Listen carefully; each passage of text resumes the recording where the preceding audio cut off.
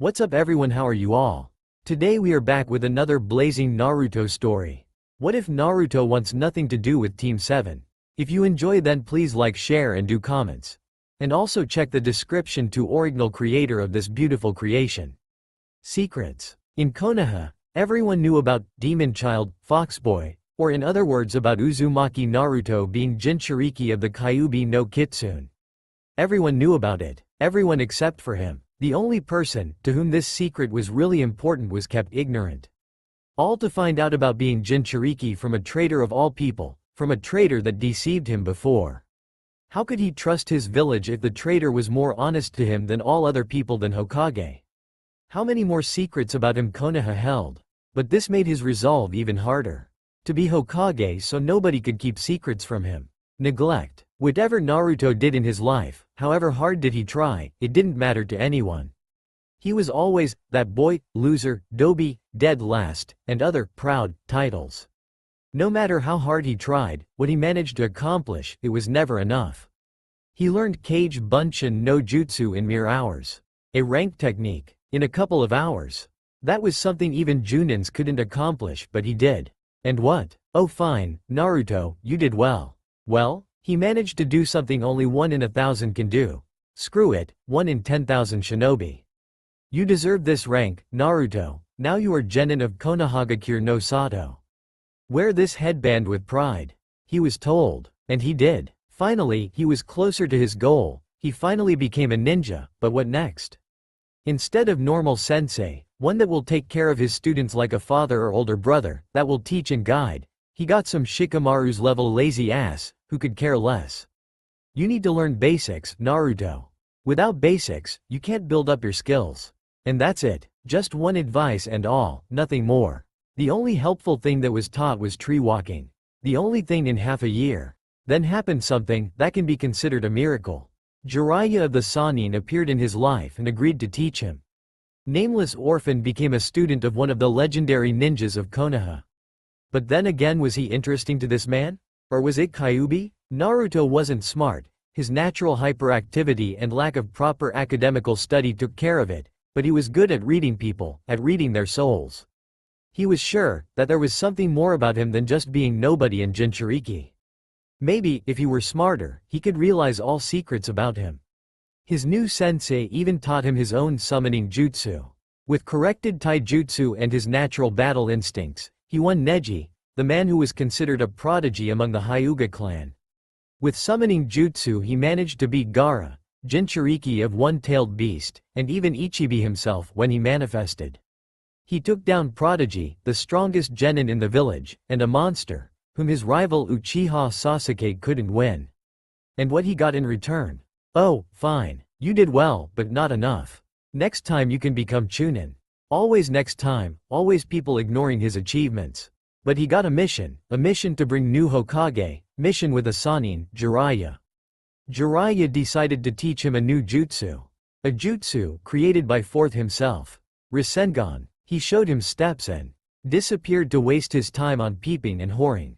Naruto knew that Jiraiya taught Fourth and Fourth taught Kakashi. He thought that maybe something was wrong with this teacher-student line? How can he get strong when nobody willed to help? Maybe with the new Hokage, things could be different?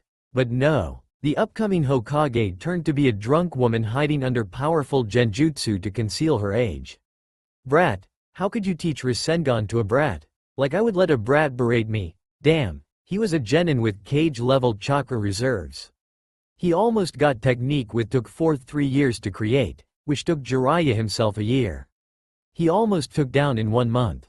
He made a bet he was going to win. But that hag decided to betray them and accept a deal from Orochimaru of all people. Even now that gray-haired bastard Kabuto was belittling him. You will never be as strong as Sasuke-kun, taunted Kabuto. Naruto gritted his teeth. Don't underestimate me, he shouted back. I don't see what should I underestimate, Naruto-kun. Kabuto chuckled, swinging a chakra scalpel aiming to kill or maim Naruto. All I see is a pathetic boy, whose only value is the biju you hold. You are not from a famous clan, like Sasuke-kun, or any clan for the matter. You are not a prodigy, like Sasuke-kun. No matter how hard you try, you will never be recognized. You are worthless. Naruto threw himself at Kabuto. The opponent easily dodged. Naruto tried to hit him with a kunai but failed. Naruto knew that Kabuto was just taunting him, but it still did hurt. Yes, he knew, he was behind his peers in many aspects, but he was never given a chance. How can he prove himself when nobody gave him such an opportunity? You are so easy to bait. Kabuto knocked kunai out on Naruto's hand and caught it.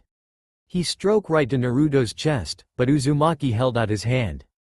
The kunai tore through the palm and Naruto clenched his fist around Kabuto's hand. Don't. Clone appeared at the right. Underestimate. Completed Rasengan formed in a free hand, me. Rasengan ground through Kabuto's chest and with a loud scream he flew away. The shock was printed on the faces of all three Sanins. He did it, they thought simultaneously. He won that bet, thought Tsunade. If only I could recruit him, thought Orochimaru. Maybe he packs some of Minato's talent, thought Jiraiya. Yay! Naruto cheered inside, I did it. Finally. I have surpassed Fourth himself and Ero-sensei.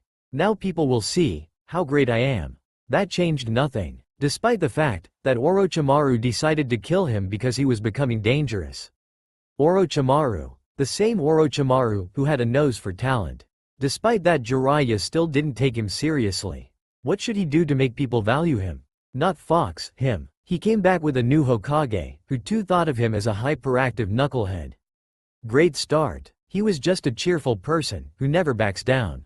But maybe, just maybe he will manage to get a chance with the new Hokage despite this bad start. When they arrived in the village, Tsunade and Jiraiya went to Hokage Tower, while he immediately ran to the hospital. And here she was, the girl he loved and cherished, the only girl, whose acceptance he thirsted the most. Sakura Haruno. Hey, Sakura-chan, he greeted loudly. Naruto. She jumped in surprise and asked him, where have you been? Hey, don't scream at me, I was on a mission, he answered proudly. And how could he not be? He had brought a new Hokage, who will also heal Teme and bushy brows. What mission? Without me? Kakashi-sensei and Sasuke-kun? Sakura was surprised. Despite her obvious dislike towards Naruto, she still cared for him as she could care for a dumb little brother. Or maybe a pet cat. Or pet fox in his case. Anyway, she still thought of him as a family member and she didn't want him to leave her. She did dislike his pestering, but they made her feel better, feel more important than she really was, especially after Sasuke's constant rejections. Hey, it was a mission with Ero-sennin. We brought new Hokage. She is a super medic, she will heal Sasuke, he assured her. He hoped Sakura would love it and finally notice him and agree to date him at least once. Really? Sasuke-kun will be fine? She was excited. Her love, her lifeline would be healed. What gift can be better than that? Destiny must have loved her. She immediately forgot that it was Naruto who brought Tsunade. All her thought were only about Sasuke-kun, and how he will accept her love because she sat at his bedside all the time he was in the hospital. If only she could see me like him. Sure, he is handsome, but he is broody and hates everyone. Naruto could never understand what she and every other girl found in Sasuke. What was so special about him, that he became a whole universe for them? What do you see in him? I don't get it. I'm stronger obviously, I mean, I defeated Gaara, he mused aloud, but Sakura heard him. Don't you get it? She screamed, I will never date you. Sasuke-kun is stronger than you, he saved me so many times. He is handsome, mysterious, and smart, while you are clanless Dobi. She was pissed that idiot Naruto just couldn't get through his thick head, that she didn't love him. Naruto just walked away. Sakura was speechless, she thought he would deny all she said, but he accepted it and left. Something was wrong with Naruto, but... Oh, Sasuke-kun groaned in sleep. Naruto arrived at Ichiraku Ramen. He was a whole month without his favorite food. Hey, 5 bowls of miso, ttibeo, he ordered.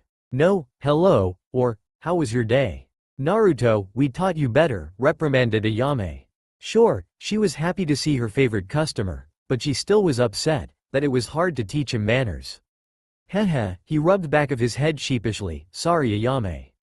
Anyway, I came back from an amazing mission. I learned a new technique, Yondaime created it, and now only me and Jiraiya know it. Can you imagine it? He was overexcited. Yeehaw, that's great. Ayame was happy for him despite her lack of knowledge about the ninja world. By the way, Where is Tuchi-san? Asked Naruto. Oh, Dad is out of the village, something about our business. Ayame answered, you wanted to tell something about the mission. Yeah, we also brought new Hokage. Well, not like brought, more like she lost a bet to me, haha. Old hag has cursed luck. Speak more, Dobi. Team 8 appeared near the stand and Kiba decided to tease the blonde.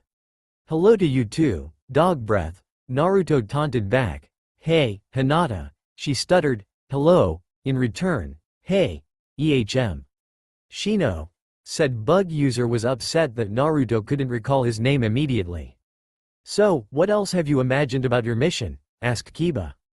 Don't be rude, Kiba-kun, Hinata said.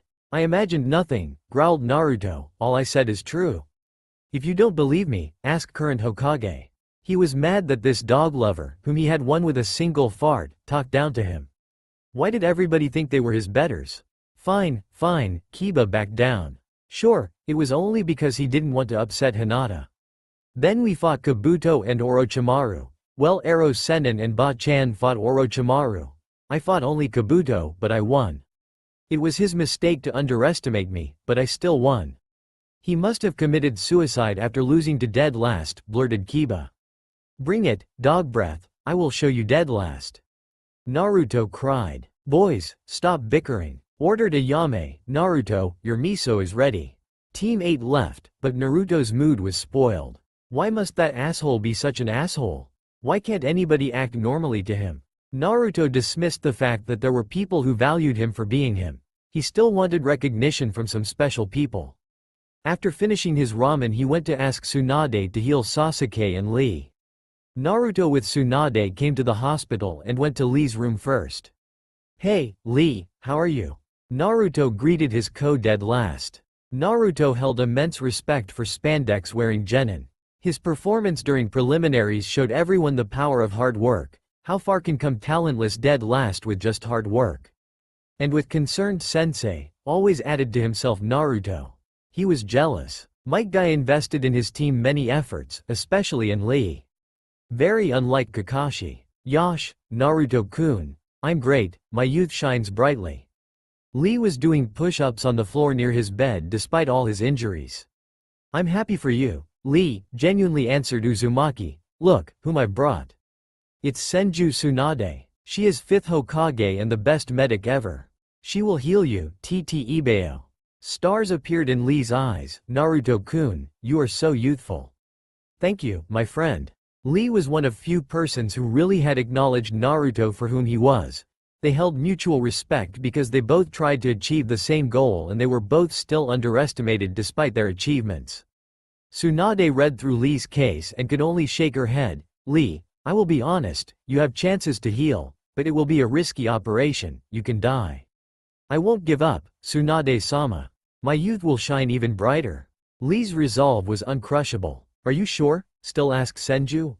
Hi, Lee answered seriously. Hey, Lee, want to hear how I with Ero Sennin brought Ba-chan to the village? Asked Naruto. He wanted to share his success with Lee because he was sure that Lee will truly appreciate him and his achievements during this mission. I will go and watch Uchiha, said Tsunade and left as Naruto began his tale. Unlike Lee, Sasuke awakening wasn't so friendly and when Naruto appeared in Sasuke's room, Uchiha acted.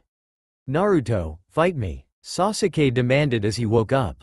What? Naruto was shocked. Sasuke had been in a coma just 5 minutes ago, now he strived to fight. What's wrong with him? I said, fight me, Uchiha demanded again. He was pissed with his progress, he needed to prove himself. He lost almost all his fights except for that loser from preliminaries while Naruto bested him everywhere. First Haku, then Gaara. How could that loser surpass Uchiha? His resolve was better, right? What could that loser want so much to be better than him?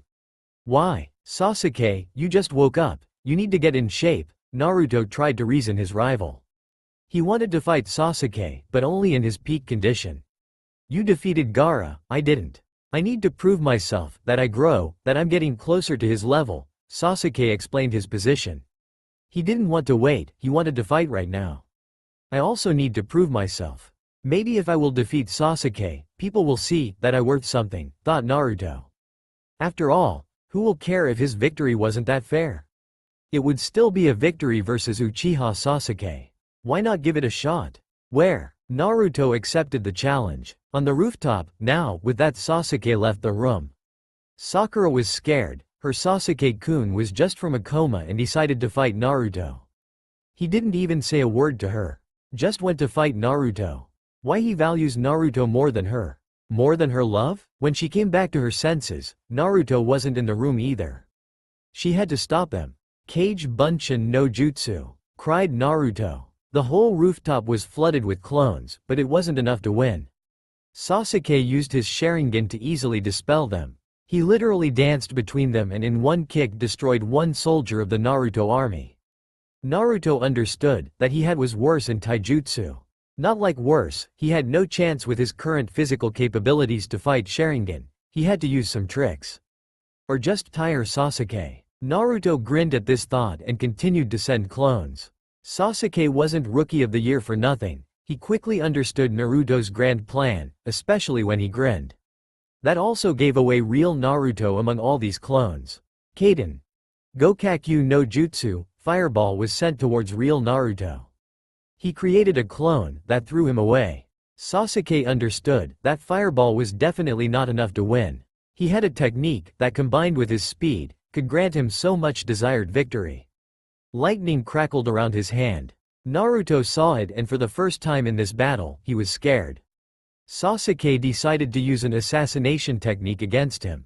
They were friends, right? Then how could he do it? It was not a move for friends but for enemies. Maybe Sasuke just didn't want to limit himself? But didn't it mean that they were enemies? Since when? So many questions in Naruto's brain wasn't fast enough to precede them all, so he decided to the only possible thing. If he wants to go all out, so will I. Clone appeared to the right. Sasuke sped up towards Naruto. Naruto ran towards Sasuke. Chidori, Rasengan. Sakura appeared on the roof just when Sasuke and Naruto readied their attacks. Her crush and her other teammate were fighting like that. That wasn't battle for fun, that was battle to the death. And she didn't know what that new Naruto's technique could do, but it was clearly pure chakra manipulation, so it ought to be powerful. She didn't want to know what the outcome of the collision of their techniques would be, so she did the only thing she thought was right. Naruto, stop, please. For me, she screamed. It was enough to distract him. His crush, the girl of his dreams, pleaded him. Concentration was lost. Naruto looked at Sakura and dispersed his attack. But Sasuke did not. Ah-gghhhhhh. Naruto cried in pain as Chidori plunged into his chest. Sasuke's eyes lost their determination. But he won, right? No, he didn't. Sakura distracted his opponent, his victory wasn't fair. She slowed him down again. Like on every mission, he silently fumed. Sakura's eyes widened in fear. For herself mostly because it was her fault, but for Naruto's life too. He still was her teammate and she didn't want to lose him despite him being an annoyance. Kakashi's lone eye closed in shame. He failed his sensei's son, he shouldn't have taught Sasuke Chidori apparently. Jiraiya's eyes were determined. If Naruto died, Fox would be free. Naruto's eyes dulled and closed. He descended into darkness. The pillar of red chakra exploded from Naruto's body into the sky. People were scared. Panic spread around the village. Many people remembered that dread feeling, that primal fear that was caused by Kyuubi.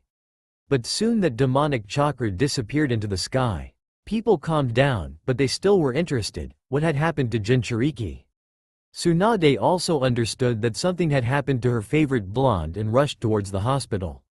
Naruto's body fell limp on the roof. Remains of demonic chakra were healing his wound, but it wasn't enough. He still died. Kyuubi was gone and started its painful rebirth. Tsunade appeared on the roof in a furious mood. What the fuck happened here? She demanded answers. Why is Naruto lying on the floor and nobody did a shit?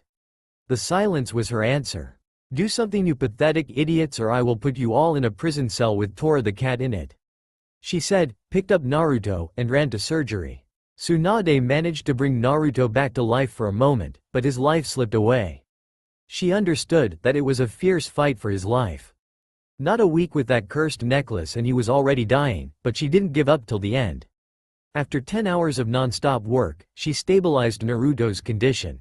Thank God for his Uzumaki genes.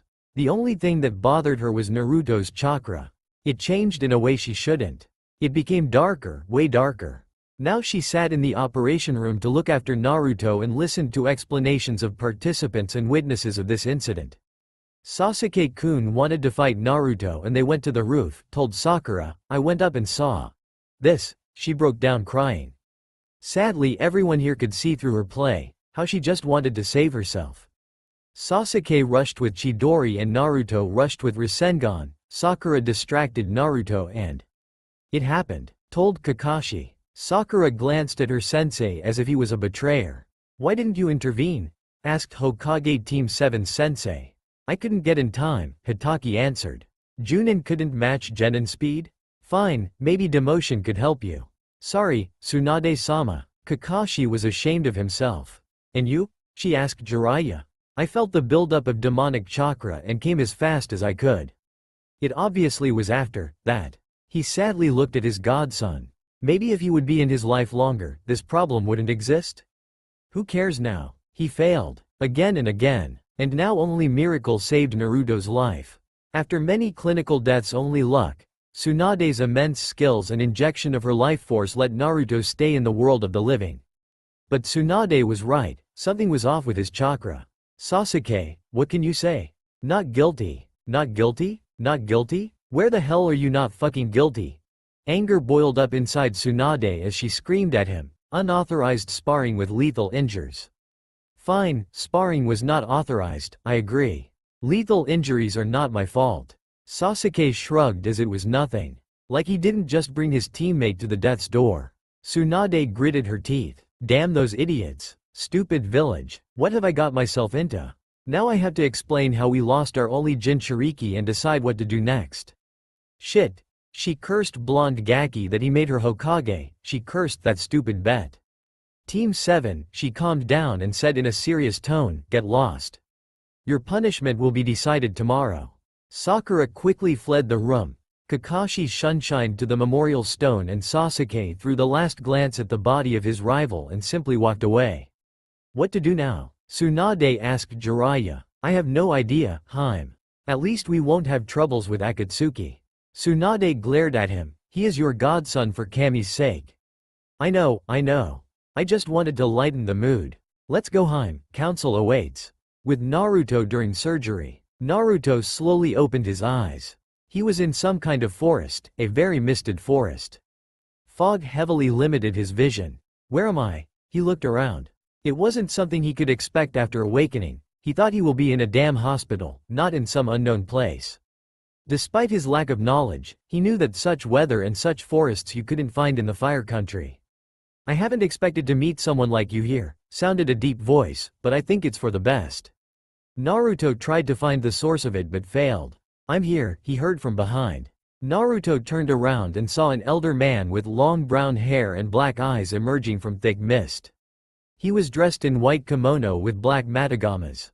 He looked like some kind of ancient royalty, very uncommon for any place Naruto knew about. My name is Indra Otsutsuki and we have to talk. Sharingan flared in man's eyes. Naruto gasped. Naruto slowly opened his eyes. He was in some kind of forest, a very misted forest. Fog heavily limited his vision. Where am I? He looked around. It wasn't something he could expect after awakening. He thought he will be in a damn hospital, not in some unknown place.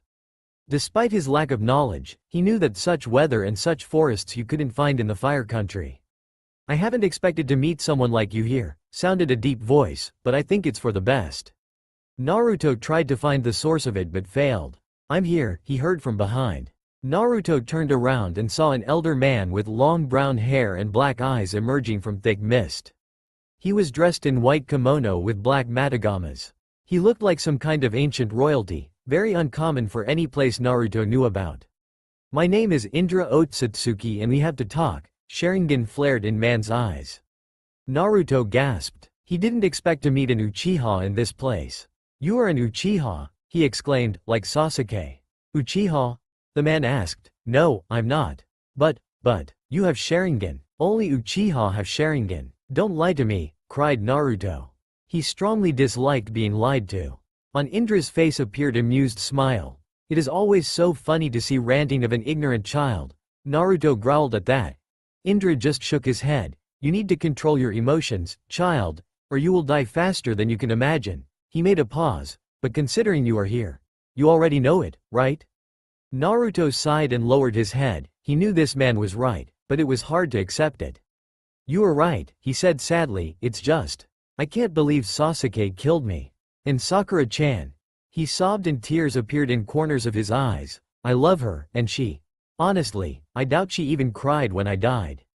Life isn't fair, Datbeo, he exclaimed. First of all, stop weeping. You will never grow up if you will act on your emotions before understanding the situation.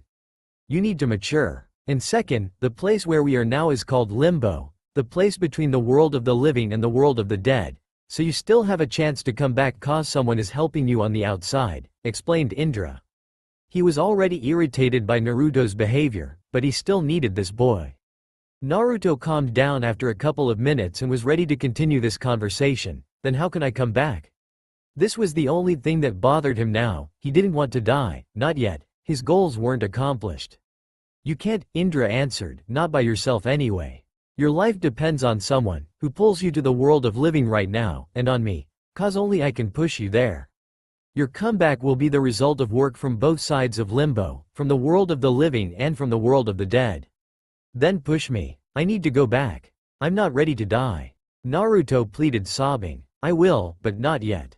This is unnegotiable, Indra told sternly. Naruto could only nod. If he had to listen to this old man to come back, so be it. You named me an Uchiha. You were wrong. I'm not Uchiha. I am more than that. I am the first Uchiha, though it was long after I died the clan got that name. Naruto was amazed at this revelation.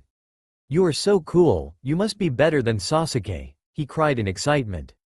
Indra sighed at the child's antics. Yes, I am better. My blood, or more importantly, my type of chakra thinned over centuries. Power of Sharingan had been weakened so people couldn't use it to its full extent without eye transplantation. And to answer your upcoming question about my abilities, I will just tell you that I created ninjutsu. Naruto gasped, but I thought ninjutsu was created by Rikudo Sennin. His whole world changed now. It's not true. My father created ninshu, different teaching with a different purpose.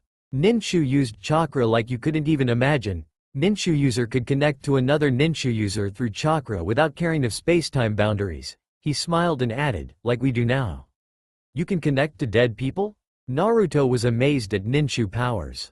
Only in specific situations like ours or if you have the Eye of Samsara.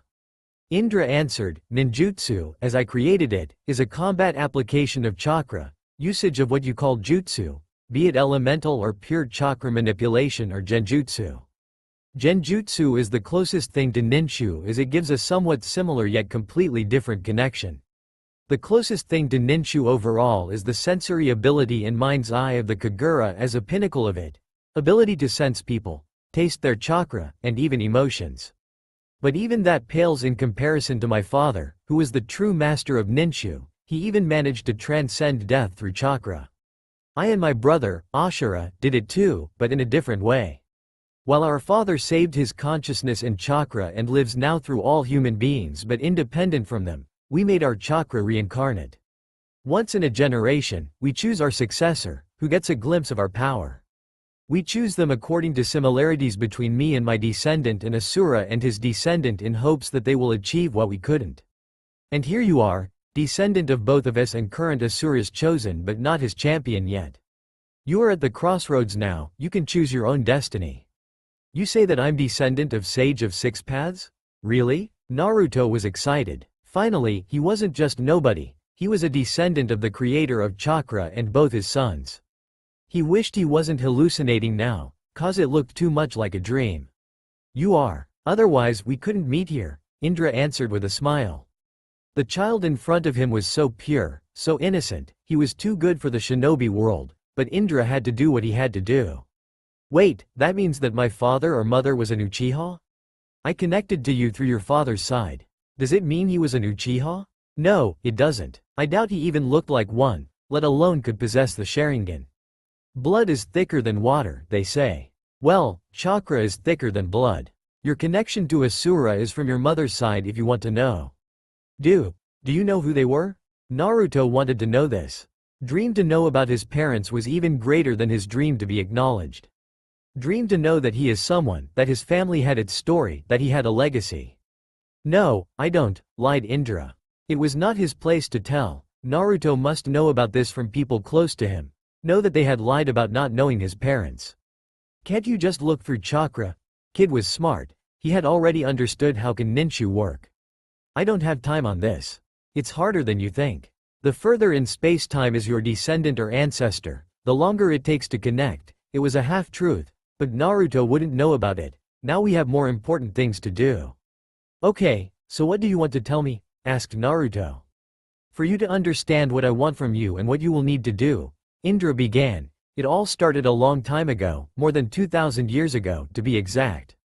My father and his brother were fighting a beast of unimaginable power. Aim no Hitotsu no Kami, Dadara, Didarabachi. It had many names, and legends about it still are told in the shinobi world, but I will call it a different name and more demonstrative name, 10 Tails. Indra saw as Naruto was going to ask a question, so he shut Uzumaki up, don't interrupt. My father and his brother were fighting this beast for months. Whole landscapes were changing because of their battle. Mountains became valleys, oceans became deserts and forests became oceans. Finally, my father managed to defeat 10 Tails by sealing its power inside himself and its body became the moon. So he became the first Jinchuriki. Sometime after that, his brother left somewhere, but not before he left his legacy. You know them as clans Kagaya and Hyuga. They are known for amazing powers in what now you call taijutsu. My father, his name was Hagoromo by the way, left his own legacy, me and my brother. I became the progenitor of Uchiha clan, and my brother became the progenitor of Senju clan. I'm a Senju? Like the first, second, and fifth? Naruto couldn't resist exclaiming happily, I'm so cool, Datbeo. Keep calm, child, Indra said with hints of anger. As I said, I became the progenitor of Uchiha clan. And Asura became the progenitor of Senju clan. We were different, very different, like the sun and the moon, but we both were children of our father. One of us had to become his successor, that's where our roads parted. I was a natural genius, 'cause I inherited our father's mental power, and less sociable, while my brother was way less talented, but still was someone to be reckoned with, 'cause he inherited our father's physical power, and unlike me, he was a people person. Our father dreamed of world peace, and his choice of successor was based on how we would try to achieve it. That's where our personalities came into play. Mine turned into a vision of peace through power, my brother's turned into vision through unity. We were both young and stupid, we didn't understand that eternal peace cannot be achieved and temporary one could be achieved only through the fusion of our ideas. It took us death and observing our descendants to understand this simple truth, but it doesn't matter anymore. Our father chose Asura instead of me. I became angry with his decision and eventually left only to return later to kill my brother. I failed and our paths finally parted. I was so angry at my father's choice, that I made my chakra reincarnate so my descendant could finally win my brother's descendant. Asura did the same to counter me, and the story began. My will of power turned into Uchiha's curse of hatred, my brother's will of unity turned into Senju's will of fire. Our clans were eternal enemies, fighting for centuries, until they finally became allies through Senju Hashirama and Uchiha Madara as Konoha's shinobi and were finally reduced to couple clan members that are thrown around the world. So all Uchiha Senju battles were because you two couldn't decide who is better? Naruto asked astonished. He just couldn't believe that so much bloodshed was because of this. It was so stupid in his opinion. More like I couldn't accept my defeat to my brother, my pride was too big then, Indra honestly answered. Sure, it wasn't something to be proud of, but it was still his past, a part of his life. Why you couldn't connect to one of your successors? Jinchuriki asked a logical question. To speak as we do now, he had to get in limbo, neither my, nor Asura's champions couldn't do it yet. That's sad, Naruto didn't know what to say, but his talkative nature made him say at least something. But my pride wasn't that big just because of how I was, no. During my childhood I met a creature, it called itself Black Zetsu. This creature made me unlock my Sharingan and later told me how to achieve Mangekyo. It was praising me, increasing my pride, was helping me with some ninjutsu, and finally, it told me to challenge Asura for our father's successor title. Later, after my death, I many times watched as it approached my champions, told them to challenge Asura's champions, but they all ultimately failed. Like I had lost to Asura, every my champion couldn't match my brother's champion. That had happened until my champion became Uchiha Madara. He was the craftiest of all my chosens. He didn't want to kill Hashirama, no, he wanted a part of his power. Only then I finally found out what Black Zetsu is trying to achieve. I have no idea how he knew that, but if you combine my and my brother's chakra, you can get the Rinnegan, ultimate dojutsu. All these years Kuro Zetsu strived to resurrect 10 tails for an unknown purpose. To be honest, I don't care what it wants, but it will mean only one thing, death to humanity. Madara died, but his will still lives, and with the Rinnegan they are too dangerous to be left alive. You want me to stop this Zetsu? Naruto asked. Yes, I do, Indra answered. But you are weak now. Nobody is willing to teach you and you don't have enough time to achieve the required level through skills only. You need power, you need to be smart, ruthless, cunning, and manipulative. In other words, you need to be the opposite of what you are now. Naruto was shocked at this revelation. All these years he tried to prove himself, tried to make people like him for who he was, and now this Indra tells him, he must change to the opposite. No, I won't. Naruto answered stubbornly, I won't give up on my way. Stupid child, Indra thought, shaking his head, he is too naive. For now, at least. How can he not understand, that world was worth more than his pride? Indra had realized it the hard way. Do what you wish, Naruto, Otsutsuki said. As I told you before, you are now on the crossroads, you can choose your path. You can be my champion with my ways or my brother's champion with his, or your current ways. Either way, you will face what you will have to face, but only through me, you can become really powerful. Do you think, just being my or Asura's champion makes you powerful? No, it doesn't. It just expands your limits. Madara and Hashirama became gods of shinobi through the fire of endless battles and through harsh training. Yes, they were at advantage, but still, they had to earn their strength. And so we'll have you to face your enemies, but nobody wants to train you now. Without Kyuubi you are not important for them, you are not worth their time. You don't have something powerful as Hashirama's Mokuton, just your food, and you don't have Kongo Fusa. To be as powerful as you should be, you need tools, cause you can go by yourself only that far. Deep down Naruto knew, it was the truth, but he still didn't want to believe it. No, he wanted to prove Indra wrong despite his gut telling him otherwise. Anyway, I won't let you go with empty hands. I will give you the power of Sharingan. Indra touched Naruto's temple. What? But you said, my father didn't have one, how can I? To have your own Sharingan you must have chakra pathways connecting your brain to your eyes and special chakra produced in your brain. I gave you this chakra now and pathways. Well, this is luck of you having Biju inside yourself. To manifest its power, to see through the eyes of host Bijus create chakra pathways for their demonic chakra. Have you seen how your eyes turned fox-like? Naruto nodded, that's what I'm talking about. So I have temporary Sharingan? You do. You will have it for some time, but eventually, it will fade away along with my chakra, Indra explained. Unless I accept your proposal, he earned an approving nod and a smile from Uchiha progenitor.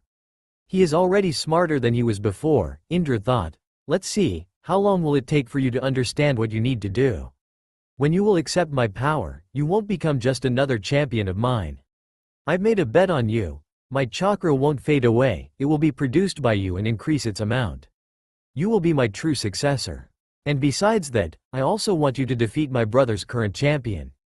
And that? Naruto was surprised. Well, I can be selfish sometimes, he smiled, but now I will teach you something important for you. I will teach you the basics of Ninshu. To look through chakra to see parts of lives of your predecessors, to use Ninshu-based sensory powers. I hope you learn fast. For the first time since his meeting with Jiraiya, Naruto was truly happy that someone wanted to teach him something without any ulterior motive. He could accept or he could reject Indra's offer, but he still was taught something nobody except him would know. But unlike Naruto, Indra knew that choice was an illusion. 1 month later in the real world, Limbo was an interesting place. Time went differently there, way faster than in the real world. 1.5 months in Limbo equaled about 8 hours in the real world. You still have your relatives, people you can call family out there. You are not as lonely as you think, Indra had told him before his departure, and if you want to find a solitude, a place to think or to hide, Go to the island of former Whirlpool Country, you will find it there. If Naruto could look underneath the underneath, he could find that his surname, Uzumaki, wasn't just a name for an orphan, but a name of a proud and powerful clan. Unfortunately, Naruto wasn't that smart yet. The whole month his body was changing from being Jinchuriki to being normal shinobi. It was stressed from a near-death experience. Only now Naruto managed to wake up. He opened his eyes and noticed that his vision was better than ever before. First, he saw flowers, few bags of chips, and a history book on the bedside table. Looks like Ino, Choji and Shikamaru were here. Everything is fine, but the book will wait for another day, he thought. Then he found a healing ointment hidden under chips. He saw it before so he knew it was from Hinata. There was also some food under the table, he had no idea who brought it. Then he looked in the window of his hospital room and noticed that his eyes were glowing red. So it wasn't a dream, he was happy, that all that time in Limbo wasn't just hallucination of a dying man. He cut off chakra flow to his eyes and smiled. Things must get better now, he thought. A nurse opened his room and saw that he was awake. Naruto heard as she called some passing shinobi and told him to go and alert Tsunade. He was happy that old hag cared. Brat, Godem called, how are you? Better than ever, Naruto replied sarcastically. It was very unlike him, but Tsunade put it down to stress. Glad, you can joke, she said. Now, what the hell were you thinking? You took part in an unauthorized battle and nearly died. How can you be so irresponsible? For your own life. I know, I did a stupid thing. No need to remind me, he replied harshly. Tsunade flinched. Sorry for my outburst, but I worry for you, damn it, I really do. 10 hours. 10 fucking hours I was saving your life. So don't you dare talk back to me. What's with my team? He asked. He wanted to know, were they punished, did they visit him? They are under suspension, but the village needed Kakashi to continue Sasuke's training. They all had to pay for your hospital stay and extra compensation. I also gave them all Tora missions I could, without payment. Naruto chuckled at that and asked, did they visit me? Kakashi did, often. Sakura was doing whatever she could but not ninja training and Sasuke was as broody as always. They visited you once or twice, but that was when Kakashi brought them. She didn't want to lie to him or soften the truth. Jiraiya visited you couple times and left for his spy duty. Teams 8, 9 and 10 visited you. Lee survived his surgery and was so loud during his visit about youth, I had to kick him away. Literally. I got the best team, right? There was no disappointment in that phrase, only acceptance. You got the short end of the stick, right, Tsunade said. I give you 1 week and you return to duty. Hi, Ba-chan, she just smiled at this. She was happy to see that Naruto wasn't broken too much. The vacation week was shit. Plain and simple. Team 9 and 10 were on F-Joint B-rank mission, so Naruto had no one to hang out with. Kiba was an asshole who tried to insult the blonde anytime he had a chance. Hinata was weird and Shino was Shino. Naruto had no desire to go to his teammates, not because they were the reason he had nearly died, but because they obviously didn't care about him at all. He would like to visit Kakashi-sensei, but he had no idea where to find the lazy Jonin except for the Uchiha compound, where he would meet Sasuke, what Naruto wanted to avoid as long as he could. So he spent his time at Ichiraku eating ramen and at training grounds getting back into shape. Without Kyuubi's healing abilities life became harder. Stamina now was lower and the recovery period became longer. But he now understood how amazing Sharingan was and why Sasuke was so proud to have it. In 1 week he had fixed many problems with his taijutsu, managed to steal a couple of ninjutsu such as Sasuke's favorite Kaden Gokakyu no Jutsu, which to Naruto's own surprise turned out as easy to learn as a jutsu from Fuuten, which was Naruto's affinity according to Indra. Fuuten Daitopa was the second and last ninjutsu that Naruto managed to get to his repertoire. 1 week with Sharingan, Naruto had never felt so envious. He could only imagine what power would have that bastard Sasuke after a month with Kakashi-sensei. Naruto also knew that the highest level of ordinary Sharingan was 3 Tomo. He himself had 2 right now. Sasuke at the moment of their battle also had 2, so now Sasuke could have all 3 and be even better than before. How strong was the desire to accept Indra's offer and show everyone that he was even more special than that bastard, but he wanted to go by himself, to prove that he was worth something. And finally came the day of his return to duty. Naruto came early to Hokage's tower and waited for his teammates. First came Sakura. Just by looking at her, Naruto could say she was scared to start a conversation. She averted her eyes and was nervously fidgeting. He was quickly bored by her behavior and decided to talk first. "Hello, Sakura." She flinched at the lack of Chan in her name, not that she was surprised by it. Hello Naruto," she greeted back. "So, how was our team this month?" Naruto wasn't beating around the bush, he hit where it hurts the most. It was obvious that he meant, "How was our team without me?" but asked it more politely.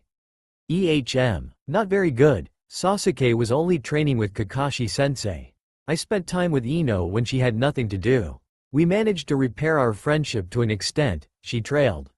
"Not a word about me." Just as I thought, Naruto expected it but was still sad.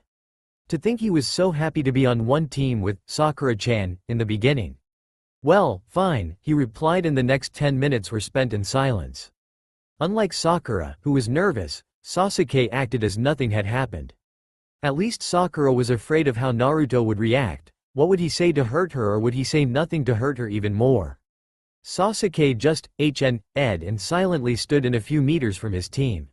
"Say, Teme, did you learn something new?" Naruto asked. "None of your business," Sasuke answered. If he would be honest with himself, he was ashamed of his interaction with Naruto, but he didn't want to bond with him, they were already close enough. He didn't show it, but later, when Tsunade told him what had happened with Naruto, how close to death he was, only then he really was worried about the fate of his teammate. But he didn't need them. This worry had already shown him how close they became, while he had only one goal: to kill Itachi. He got the third tomo later that day and understood what Itachi had meant. The price of Mangekyo. Sasuke wasn't ready to pay it, so he decided to stop all his interactions with his teammates. Fear to lose someone again was too strong. "What an asshole," Naruto said aloud. Sakura wanted to hit Naruto for insulting Sasuke, but after what she had done she was ashamed of her previous behavior and decided against it. Sasuke just shrugged. Not even 2 hours later appeared Kakashi-sensei. He didn't show it, but he was terribly disappointed in his team's interaction. He watched them all this time and he felt like something was broken. They didn't act like friends, they didn't even act like acquaintances, they didn't act like teammates, they were just 3 people who got together in one place, like strangers that stood together in the line for food. Previous C-rank mission united them. Maybe a new one will make them open up to each other again?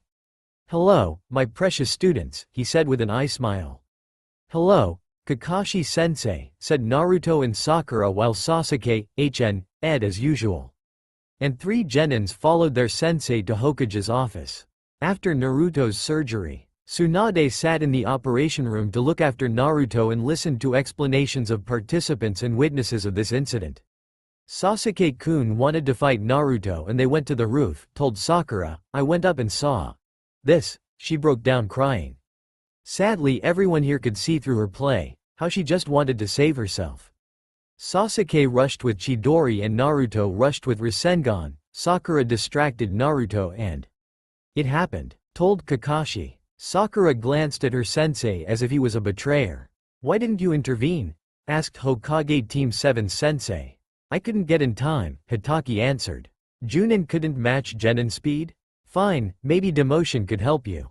"Sorry, Tsunade-sama." Kakashi was ashamed of himself. "And you?" she asked Jiraiya. "I felt the buildup of demonic chakra and came as fast as I could." It obviously was after that. He sadly looked at his godson. Maybe if he would be in his life longer, this problem wouldn't exist? Who cares now? He failed. Again and again. And now only miracle saved Naruto's life. After many clinical deaths, only luck, Tsunade's immense skills and injection of her life force let Naruto stay in the world of the living. But Tsunade was right, something was off with his chakra. "Sasuke, what can you say? Not guilty. Not guilty? Not guilty? Where the hell are you not fucking guilty?" Anger boiled up inside Tsunade as she screamed at him. "Unauthorized sparring with lethal injuries." "Fine, sparring was not authorized, I agree. Lethal injuries are not my fault." Sasuke shrugged as it was nothing. Like he didn't just bring his teammate to the death's door. Tsunade gritted her teeth. "Damn those idiots. Stupid village. What have I got myself into? Now I have to explain how we lost our only Jinchuriki and decide what to do next." Shit. She cursed blonde Gaki that he made her Hokage, she cursed that stupid bet. Team 7, she calmed down and said in a serious tone, get lost. Your punishment will be decided tomorrow. Sakura quickly fled the room. Kakashi shunshined to the memorial stone and Sasuke threw the last glance at the body of his rival and simply walked away. What to do now? Tsunade asked Jiraiya. I have no idea, Haim. At least we won't have troubles with Akatsuki. Tsunade glared at him. He is your godson for Kami's sake. I know. I just wanted to lighten the mood. Let's go Haim, council awaits. Council chamber. Tsunade entered the room and collapsed into her chair. Jiraiya stood near her. Clan heads and elders were already present. What had happened, Tsunade? Asked Kaharu. Oh, nothing special. Just one Uchiha prick decided to fight to death our Jinchuriki. One pink-haired mockery of Kunoichi decided to distract said Jinchuriki and succeeded. Now we don't have a Jinchuriki, but I managed to somehow save Naruto, nonchalantly answered Hokage. What had really happened? Kaharu wasn't sure. Was Tsunade joking or not? It looked too much like bullshit. What she said Jiraiya. I've told Hiruzen that Jinchuriki must be trained, said Danzo, but idealistic fool wanted to give him a normal life. To let him walk his path as usual shinobi do. Now we don't have a Jinchuriki, and Uzumaki Naruto is an untrained fool, whose mentality isn't one of true shinobi. How did he survive extraction by the way? I have no idea, Fifth said honestly. For 10 hours I've kept him alive by medical means and by transferring my life force. I had almost lost hope. But suddenly his condition stabilized and became pretty good for a brat with a hole in his chest and Biju ripped from him. His chakra became darker after that, it was really weird. It's great that he survived and all, but the question is, said Nara Shikaku, what should we do with Team 7? They act like a very dysfunctional family. Lazy sensei, fangirl, avenger, and idiot, who tries to bring them all together. Something similar was with Minato's team, but Rin wasn't a fangirl despite her obvious crush on Kakashi.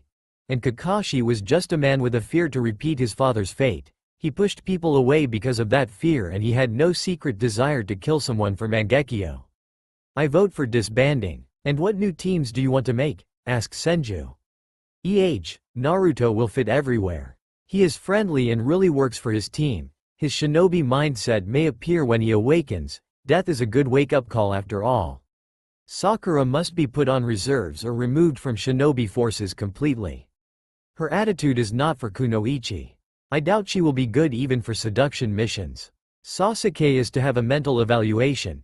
I have no idea how he managed to pass one after the massacre, but something really went wrong that day. If he passes, he will be punished in some way. If he doesn't, Shikaku's side, execution. That was harsh, but it was a fair decision. I vote for Sasuke's execution, said Tsunade. This guy is a flight risk, he is unstable shinobi, and Orochimaru is interested in him. I support, such people shouldn't be Konoha's shinobi, agreed Sume. Inuzuka clan was based on partnership, so something that had happened with Team 7 was unacceptable for them and was punished by death. While Uchiha Sasuke indeed committed a crime, punishment for which is execution, he is still last loyal Uchiha, stated Homura. We can't just execute him on a place. Besides that, Uchiha is one of 2 founding clans, and despite consisting of just 2 members, one of which is a rogue shinobi, its name holds much weight in politics. What Homura wanted to say, explained Danzo, Sasuke must have kids, after that he is expendable. But we won't have an Uchiha for another 14 years or more, which brings another problem. Uchiha name alone gets us a lot of clients, without Sasuke we can lose a lot of money. I don't say that he must be left unpunished, but his death has its disadvantages. Maybe give Team 7 another shot? Asked Inoichi. Punishment must be done for all of them, except for Naruto, of course, he got more than enough. But this tragedy can change teams' dynamics for the best. Inoichi has a point, you know, said Jiraiya. Kakashi changed for the better after Obito's sacrifice. Obito sacrificed himself, not was killed by Kakashi, reminded Tsunade. That's not what Kakashi thought. He blamed himself for Obito's death as if he did kill him. And what happened with him after he killed Rin? The boy became so messed up, he still can't figure himself out. All those years of killing himself in Anbu or his failing one genin team after another were proof to that. Well, that's true. Finally, agreed Toad-sanin, so what do you want to do? It will be easier to just kill the boy and forget about it, but Uchiha is really valuable, so he can't do anything now. Have Kakashi train him in something not too dangerous, so Uchiha forgets about defecting. It will allow Kakashi to look after him almost all the time and not allow him to plan something stupid. Tell him, he must leave his seed in case of his death on a mission, and make him be daily evaluated by Yamanaka under some false pretenses. Why not just put him in cell and take seed by force? Asked Hiashi. It may be a good choice, but he interests Orochimaru. The snake will find a way to take him, and Sasuke for sure won't resist in that case. What makes you sure that he won't resist otherwise? It was a good question. Tsunade really wasn't sure if her decision was right. I'm not sure, but Kakashi has the Sharingan, so his teaching must be more valuable than snakes. Also, Uchiha must always be under supervision by Anbu. When women who decided to bear his kids will give birth, we will think what to do with Sasuke. To kill or just punish, she summarized. For now, let him pay money for Naruto's hospital and transfer a couple of billions ryo on Naruto's account for Uzumaki's near-death experience. Fair enough, the council agreed. Sakura will be taken off duty for time and also must pay for Naruto's hospital stay and extra reparations. Her kunoichi abilities and desire to continue her career will be evaluated, and then she will either redeem herself or will be forever prohibited from shinobi duty. Tsunade announced Sakura's punishment. Everybody agreed. Kakashi is too powerful and important to be severely punished, so he will just have to complete some missions without payment. He will never have a genin team after that. Tsunade sighed and returned to the most unpleasant for her topic: what to do about Uzumaki Naruto and our loss of Jinchuriki. Any suggestions? Didn't Jiraiya-sama take him as an apprentice? Asked Shikaku. I did, but now I don't have the time nor need to train him. 'Cause we somehow managed to lose Jinchuriki right inside of our village, Kumo and Iwa may try something funny. They are not stupid enough to start a war with people like I, Tsunade, Kakashi, or Guy in the village, but they can try to achieve something on our borders. Guy scares them most of all, by the way. Shinobi still remember Might Dai's final battle, and he was just a genin. Also, there is Akatsuki threat. Akatsuki is an organization consisting of 10 S-rank missing ninjas. Their goal is to collect all Biju for an unknown purpose. Now their plans are delayed because of the death of the Kyuubi, but who says they won't try something else? I don't have time for Naruto now. Let him go his road as Konoha Shinobi, and later, when he will be High Chunin or Junin, I will finish his training, said Jiraiya. Agree. He is not Jinchuriki now, he is less valuable, told Hiashi. He is the last Uzumaki, we can't just disregard that.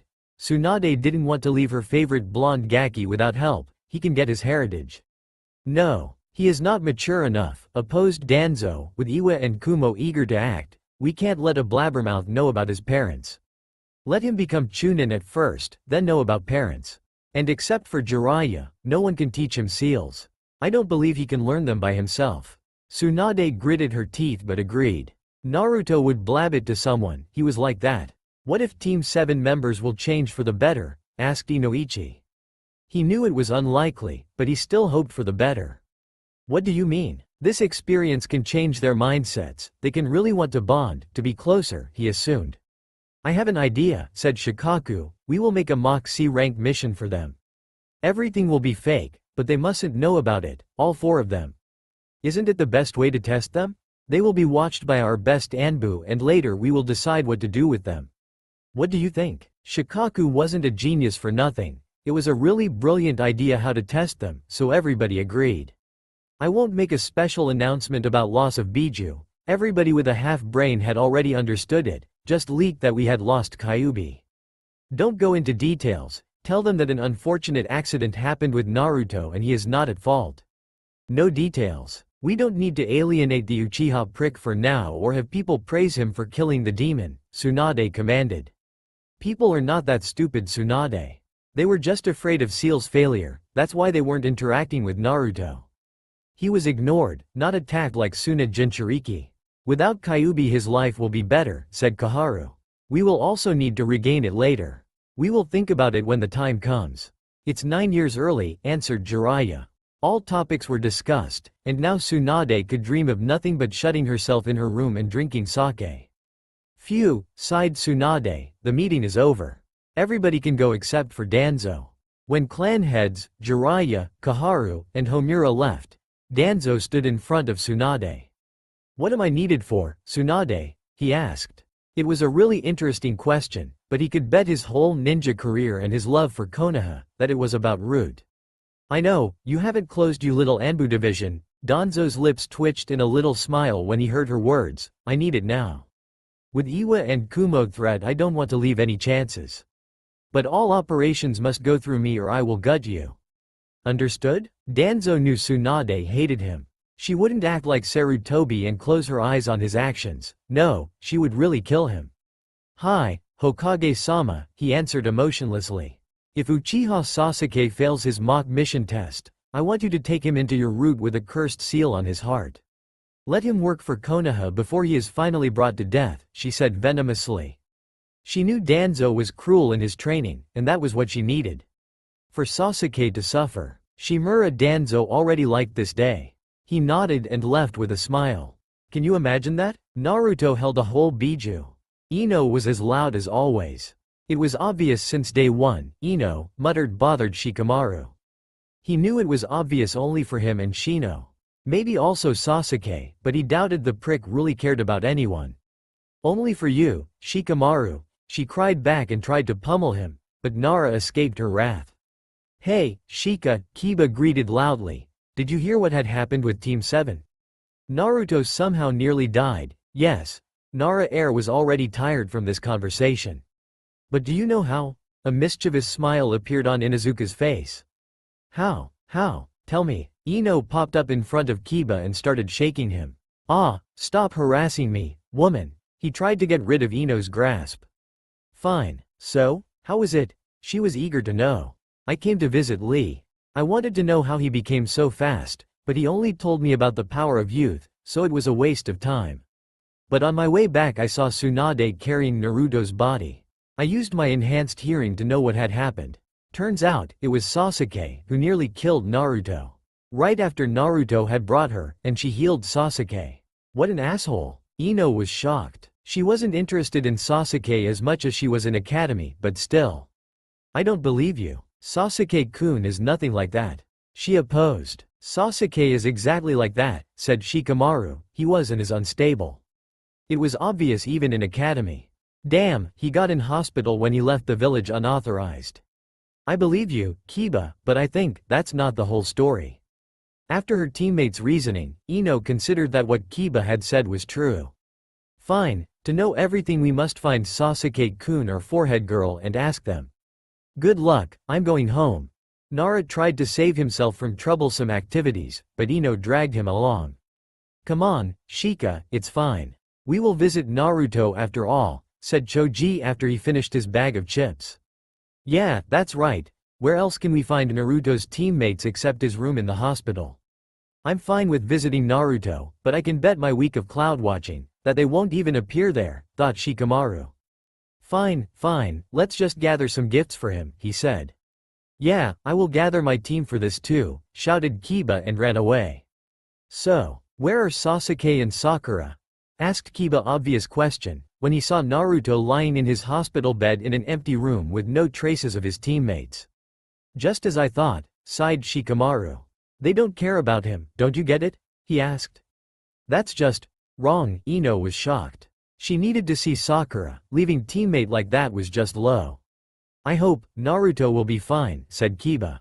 I thought you hated him, Choji was surprised. No, I don't, it's just. He won me with a fart, damn it. It's not fair. Then he wins Neji and Gaara. Kiba was simply jealous. He, a dead last. I was a bit better than him in Academy and I couldn't do half of it. I knew I would lose to Neji, I would die if I fight Gaara, but he stubbornly fought and won. It pisses me off. How can he, a loser, more loser than me, be better than all of us? He has no clan to back him up, nothing, and somehow he manages to outdo us. Don't be jealous, Kiba, said Ino. I will stop when I will beat him, he was stubborn like that. What an idiot, said Shikamaru and put a book on Naruto's bedside table. A book? You brought Naruto a book? And here I thought, I made the best prank bringing him vegetables, joked Inuzuka. It's a history book from Nara's library, it's different from the official one. I think Naruto can find it interesting, explained Shikamaru and left the room. Whatever you say, answered Kiba to himself. Naruto and a book, huh?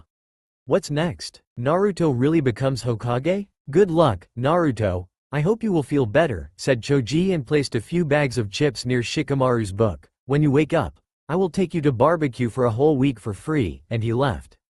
Wake up soon, Naruto, you are a significant member of our group, said Shino and placed a bag with sweets under the table. You don't deserve to die like that, Naruto, said Ino and put a vase with a bunch of flowers in it on the table. What she said, quietly told Kiba and put a scroll with vegetables under his table. Don't die yet, Naruto. We still have to fight. Everyone placed their gifts and left. Except for Hinata. She was sad to see her love in such a state and she couldn't do anything to help him. He could die, from his teammate's hand nonetheless, and she didn't even tell him about her love. He must have thought of her as a weird girl, who blushed, stuttered, and fainted in his presence. He must have thought, she was scared of him because of Kyuubi, and she allowed it to happen. How can she say, she deserved his love after that? No, she needed to be better, braver. Only then she will find her happiness with him. Kakashi came to the Uchiha compound. He was told that his punishment was free missions, but only he knew the truth.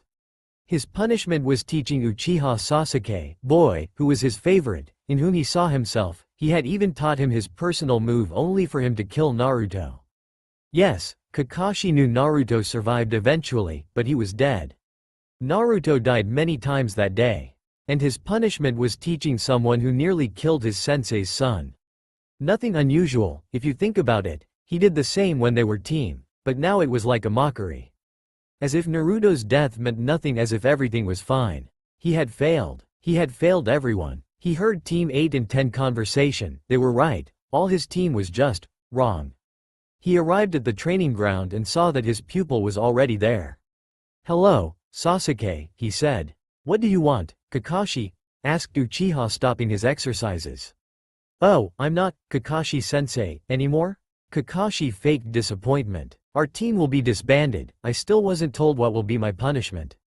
That's why I'm here. You have to pay a fine amount of money to Naruto, you will have to pass Inoichi's psychological evaluation, and then, when Naruto wakes up, we will be re-evaluated as a team, said Kakashi with an eye smile.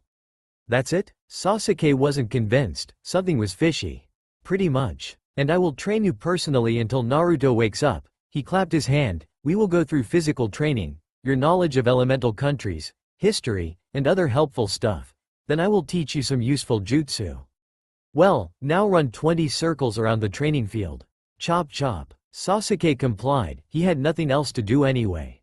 Ino had searched through all Konoha and finally found her former friend Sakura in one of the secluded training grounds in a depressed state.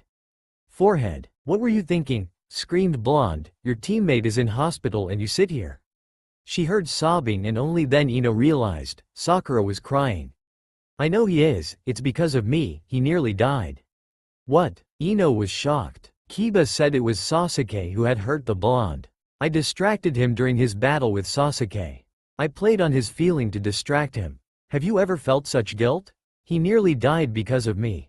Sakura was an emotional wreck, but Ino couldn't understand. Was it because she was worried for him, or was it because she was just not ready for the consequences of her actions? It made Ino re-evaluate Sakura as a person. Maybe they shouldn't be friends again? Why did you intervene in their battle in the first place? Ino wanted to know. Their battle became dangerous, answered the pink-haired girl, calming down. Sasuke used Chidori, and Naruto used Rasengan. They could kill each other.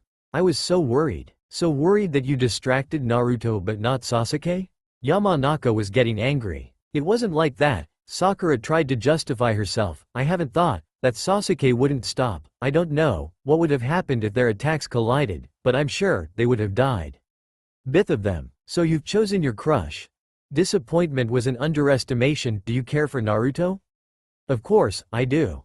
Sakura answered honestly. Then why are you still here? How can you be here when he is lying there alone? Why my team and Team 8 were the first to visit him? Ino told angrily. I can't see him, I don't deserve to see him. I had nearly caused his death and you want me to act as if nothing had happened? Dumb forehead, muttered Ino. So it's a mix of guilt and being unprepared for consequences. She still can be redeemed. For the sake of our past friendship, I will try to help you, thought blonde girl. Sakura, let's go to my home. My mother runs a flower shop now, my dad is also working now. I will make us some tea and we will talk, she offered. For their friendship's sake, Ino wanted to fix her rival's mind. Fine, agreed Sakura and smiled. Someone was there for her despite all her faults. And two girls left the clearing. Sasuke was blindfolded and brought to one of the T&I chambers, where he was awaited by Yamanaka Inoichi. Hello, Sasuke-kun, he said in a gentle voice. If you will not cooperate, I may not be able to help you. Inoichi tried to get something out of Sasuke. Experience of nearly killing your teammate is not something shinobi should go through and can cause permanent damage to shinobi's psyche. I want to help you. The silence was his answer. Sasuke, if you will fail my evaluation, you will never be returned to duty, do you understand it? I will never be returned to duty anyway. I'm not stupid. I nearly killed Naruto and Tsunade favors him. I have no idea, why didn't she put me into jail yet, finally answered Sasuke. Tsunade may like Naruto, but she is still Hokage of the Leaf. She can forget about personal reasons when she must be professional. You have paid your price and now I will have to evaluate if you are fit to be Konoha Shinobi. And if I won't compete? Sasuke stepped on shaky ground. I don't know, maybe prison, maybe house arrest, maybe just ban on leaving the village. I'm not Hokage, I don't know, lied Inoichi. If you want to continue our shinobi career, you should cooperate. If you will cooperate, you will be returned to duty when Naruto wakes up. Fine, Sasuke decided to follow Inoichi's scheme and see where it gets him. For a whole hour, Inoichi was playing with Sasuke Q&A, and the results were disturbing. Sandame's inactivity really had bitten them badly. He was passive with Naruto, he was passive with Sasuke, he was passive with Academy, he failed to capture Orochimaru. Despite his strength, his losses took his will to fight, he stopped being the leader he was once. He was unfit to become Hokage again, but they had no choice at that moment.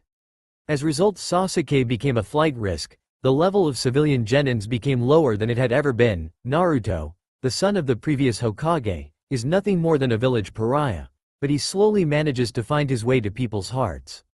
He got all horrors of Jinchuriki's life but got no advantages cause he lost his status before even got his training in Biju powers.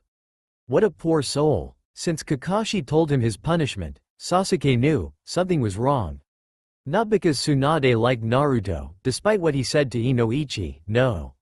He was branded by Orochimaru and now assaulted his comrade. This was punishable by death, he was sure in it. And when Inoichi told him about CRA, he finally understood.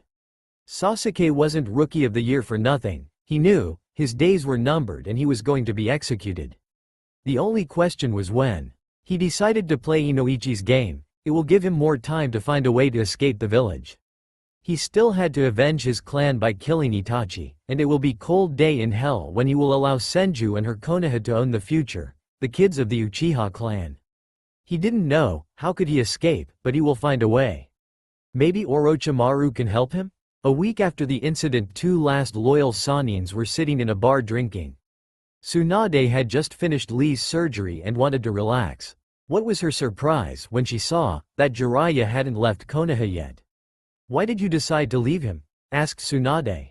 I don't have time nor patience for babysitting, answered Jiraiya emptying another shot of sake. Damn, you chose him to be your successor, you apprentice. Don't you see? He won't be trained normally, it will take at least half a year to make a genin team for him and without that, he won't have sensei at all. She told him loudly, I can't assign him a private tutor because I need all shinobi for Iwa and Kumo problem. Let him relax, Tsunade-hime, Jiraiya answered calmly. He had to fight all his life. This half a year will be a good vacation from all the shit he got. Now the villagers aren't afraid of him, so he will feel better, maybe find himself new friends or a girlfriend. He is not you, Jiraiya, she shook his head, you decide what you think is better for him, not what he wants. Brad is too young to understand what I want for him. When he grows up, he will be thankful. Think, Haim, Akatsuki won't be a problem for 9 years. 9 years. It's a lot of time, he will be a good shinobi, Junin with his learning abilities and chakra reserves. Then I will finish his training and he will be on my level or even his, explained Jiraiya. Kids these days are too eager to become powerful shinobi, while in reality it only brings problems, especially problems here. He pointed at his head. Why don't you make Toads teach him? Asked Tsunade. Jiraiya blinked. You are genius, Haim, he exclaimed, but scowled suddenly. He died, right? Yeah, what's with it? She asked. His contract was nullified because of it, he said. Can't you come back when he wakes up to make him sign it again? Yeah, that's what I will do, agreed Jiraiya. Tsunade picked up a shot glass filled with sake. For Naruto, she said a toast.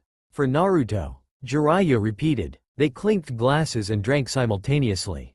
Team 9 was on a simple mission they could complete without Lee for the past week and a half. What was their surprise when they found out Naruto was put in hospital by his own teammate. Even Neji during his fate period, as Tenten named it, was never so cruel to anyone for just a challenge. Sure, he had held a grudge against Hinata, but it was different. Sasuke couldn't blame Naruto for his shortcomings. Or could he? It didn't matter anyway, what's done is done. Naruto is in hospital and Sasuke got almost no punishment, he even got private tutoring by Kakashi. Such a sad story, said Neji during their visit. He was branded by fate with the most terrible mark. He had fought all his life to make people see him for who he is and got this as a reward. Truly tragic story. Lee cried about Sasuke being unyouthful so hard, that even Tenten's usual bonking on the head didn't help, and he finally irritated Tsunade so hard, she knocked him through the wall. Despite Naruto being ignored by most of the village populace, he was still noticed, his antics were something they got used to. He was so happy despite everything, he always smiled, he was a son of Konoha in a way. His positivity was something that lit people's days up. And now, with Kyuubi gone, people's minds were slowly changing. Before they had dreamed for Demon Child to disappear, he had been dangerous, but now, when they saw their lives without him, his absence was something they didn't want anymore. Hypocritical? Yes, but it's human nature. But most of all, his absence affected his teammates. Kakashi spent all his free time in Naruto's room instead of Memorial Stone. He took it harder than anyone, his sensei's son lying in bed because of his mistakes. He should have been Naruto's big brother, but who he was for him. Naruto could hardly call him sensei, they weren't close at all. He saw that Sasuke and Sakura were affected too when he brought them to visit Naruto. They both were affected, but Sasuke could hide it better. Sasuke finally accepted that he saw Blonde as something close to a brother. They were friends, they were rivals. What did it mean for Sasuke? It meant Naruto was something Sasuke didn't need. He had no time for friendship, he had no time for rivalry. Every new day that Itachi lived was a mockery of the entire Uchiha clan. He had to kill his brother, but his bond with Naruto slowed him down, limited him. He understood, he wasn't ready to achieve Mangekyo, he was too weak to kill someone close to him. No, he wasn't weak, he didn't want to be another Itachi. And to avoid it, he had to sever all his bonds. Sakura still couldn't face Naruto. She spent as much time as she could with Ino, who mentally helped her. She spent her time with her parents, who also advised her what to do and how. She vowed to herself that she would make it up to Naruto, they would be a real team, if they would ever be united again, but she still couldn't face Naruto. Her sense of guilt racked her too strongly. She only could visit him with Kakashi-sensei, who somehow found words to calm her, but it wasn't enough. How could she make things right, if she couldn't even face Naruto when he is in a coma? How could she face him, when we will wake up? The previous day Sakura got a message, that Naruto had awakened. They will get a mission. Before that incident, she would be happy, but now. She was scared. She was scared to face Naruto, she was scared of what he can tell her. Would Naruto trust his teammates now? She didn't want to know. She remembered that Naruto had always come third, so she decided to come early to avoid meeting with him. He was here. Shit, she cursed internally, what should I do? What should I say? Sakura was scared of what may come, so she decided to do nothing. She averted her eyes and was nervously fidgeting. Hello, Sakura, she flinched at the lack of Chan in her name, not that she was surprised by it. Hello Naruto, she greeted back. So, how was our team this month? Naruto wasn't beating around the bush, he hit where it hurts the most. It was obvious that he meant, how was our team without me, but asked it more politely. Not very good. Sasuke was only training with Kakashi-sensei. I spent time with Ino when she had nothing to do. We managed to repair our friendship to an extent, she trailed. She didn't want to tell that she had spent a whole month trying to fix her attitude towards him. Well, fine, he replied. No, how was your day? Nothing. He simply didn't care about her anymore. She knew she deserved it, but it was still painful. And she herself didn't know what to ask. How was your coma? You know, the one I'm at fault. She couldn't say that, so she waited for something to happen, so they could start a conversation. But nothing happened and the next 10 minutes were spent in silence. Then came Sasuke. He saw both his teammates, he knew, he must keep his distance. They were not friends, they were nothing. He just had to do a minimum of teamwork, so he wouldn't be imprisoned. He just ed in greeting and stood aside. Say, Teme, did you learn something new? Naruto asked. Is he really interested? Despite what I did? Sasuke thought. No, he won't open up to him. None of your business, Sasuke answered.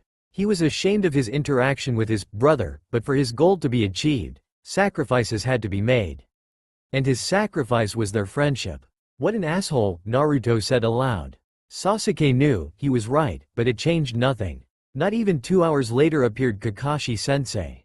He didn't show it, but he was terribly disappointed in his team's interaction. He watched them all this time and he felt like something was broken.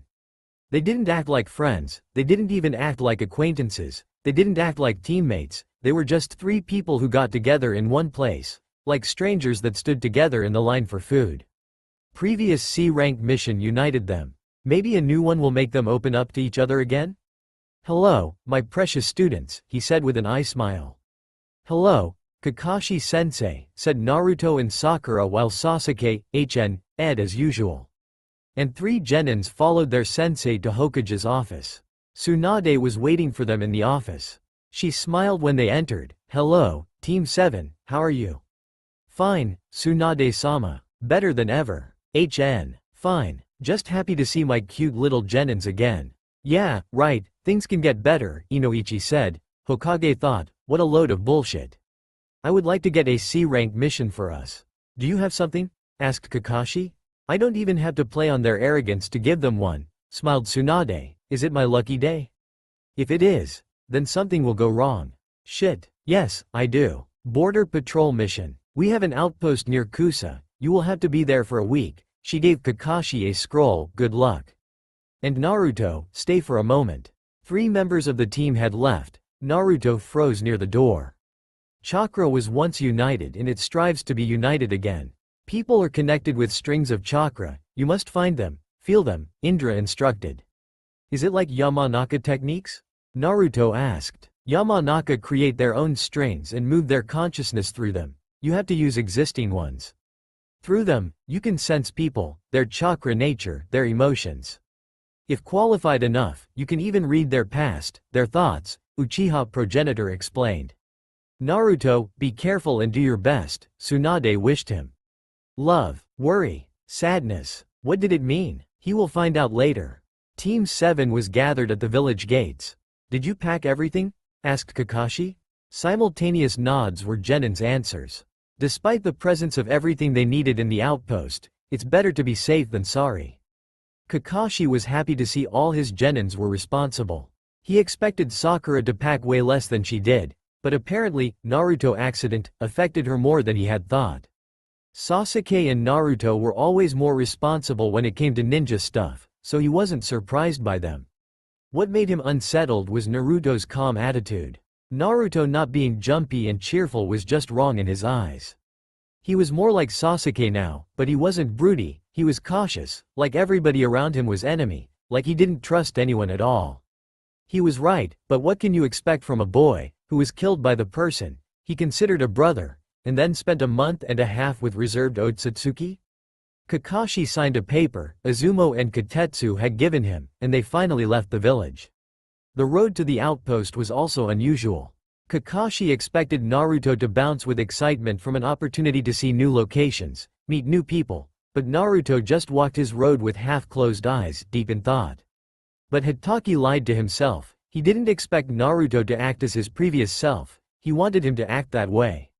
Like nothing terrible had happened, like everything was fine, but deep down he knew it wasn't. His team was falling apart and he could do nothing about it. He could only hope. Hey, Kusa, how ironic, thought Kakashi. He was now in place of his sensei. He had a dysfunctional team and his mission was near Kusa. Again Iwa and Kumo, again Kusa, again a team that couldn't work together. Just like that damn Kanabi Bridge mission. There were differences, and Kakashi knew them, but this analogy suggested itself. Kakashi chuckled bitterly, which earned questioning looks from Genins. Sasuke was happy that neither Naruto nor Sakura pestered him. It was like a mission of his dreams, but he still needed to maintain some teamwork level, not to get too suspicious, but until his teammates wouldn't act themselves, he wouldn't act either. Sakura didn't know what to do. She wanted to talk to Naruto, but how could she do it when she didn't know what to talk about? It was a vicious circle that was fed by her fears and insecurities. She didn't want to fawn over Sasuke, cause it was what had led to Naruto's near-death experience. Naruto was just calm. He thought his teammates didn't care about him, so he expected this kind of walk. So to do something useful, he tried to expand his sensory abilities. He felt fear from Sakura, bitter happiness from Sasuke, and guilt mixed with sadness from Kakashi. He didn't know why these emotions were present, but it didn't matter.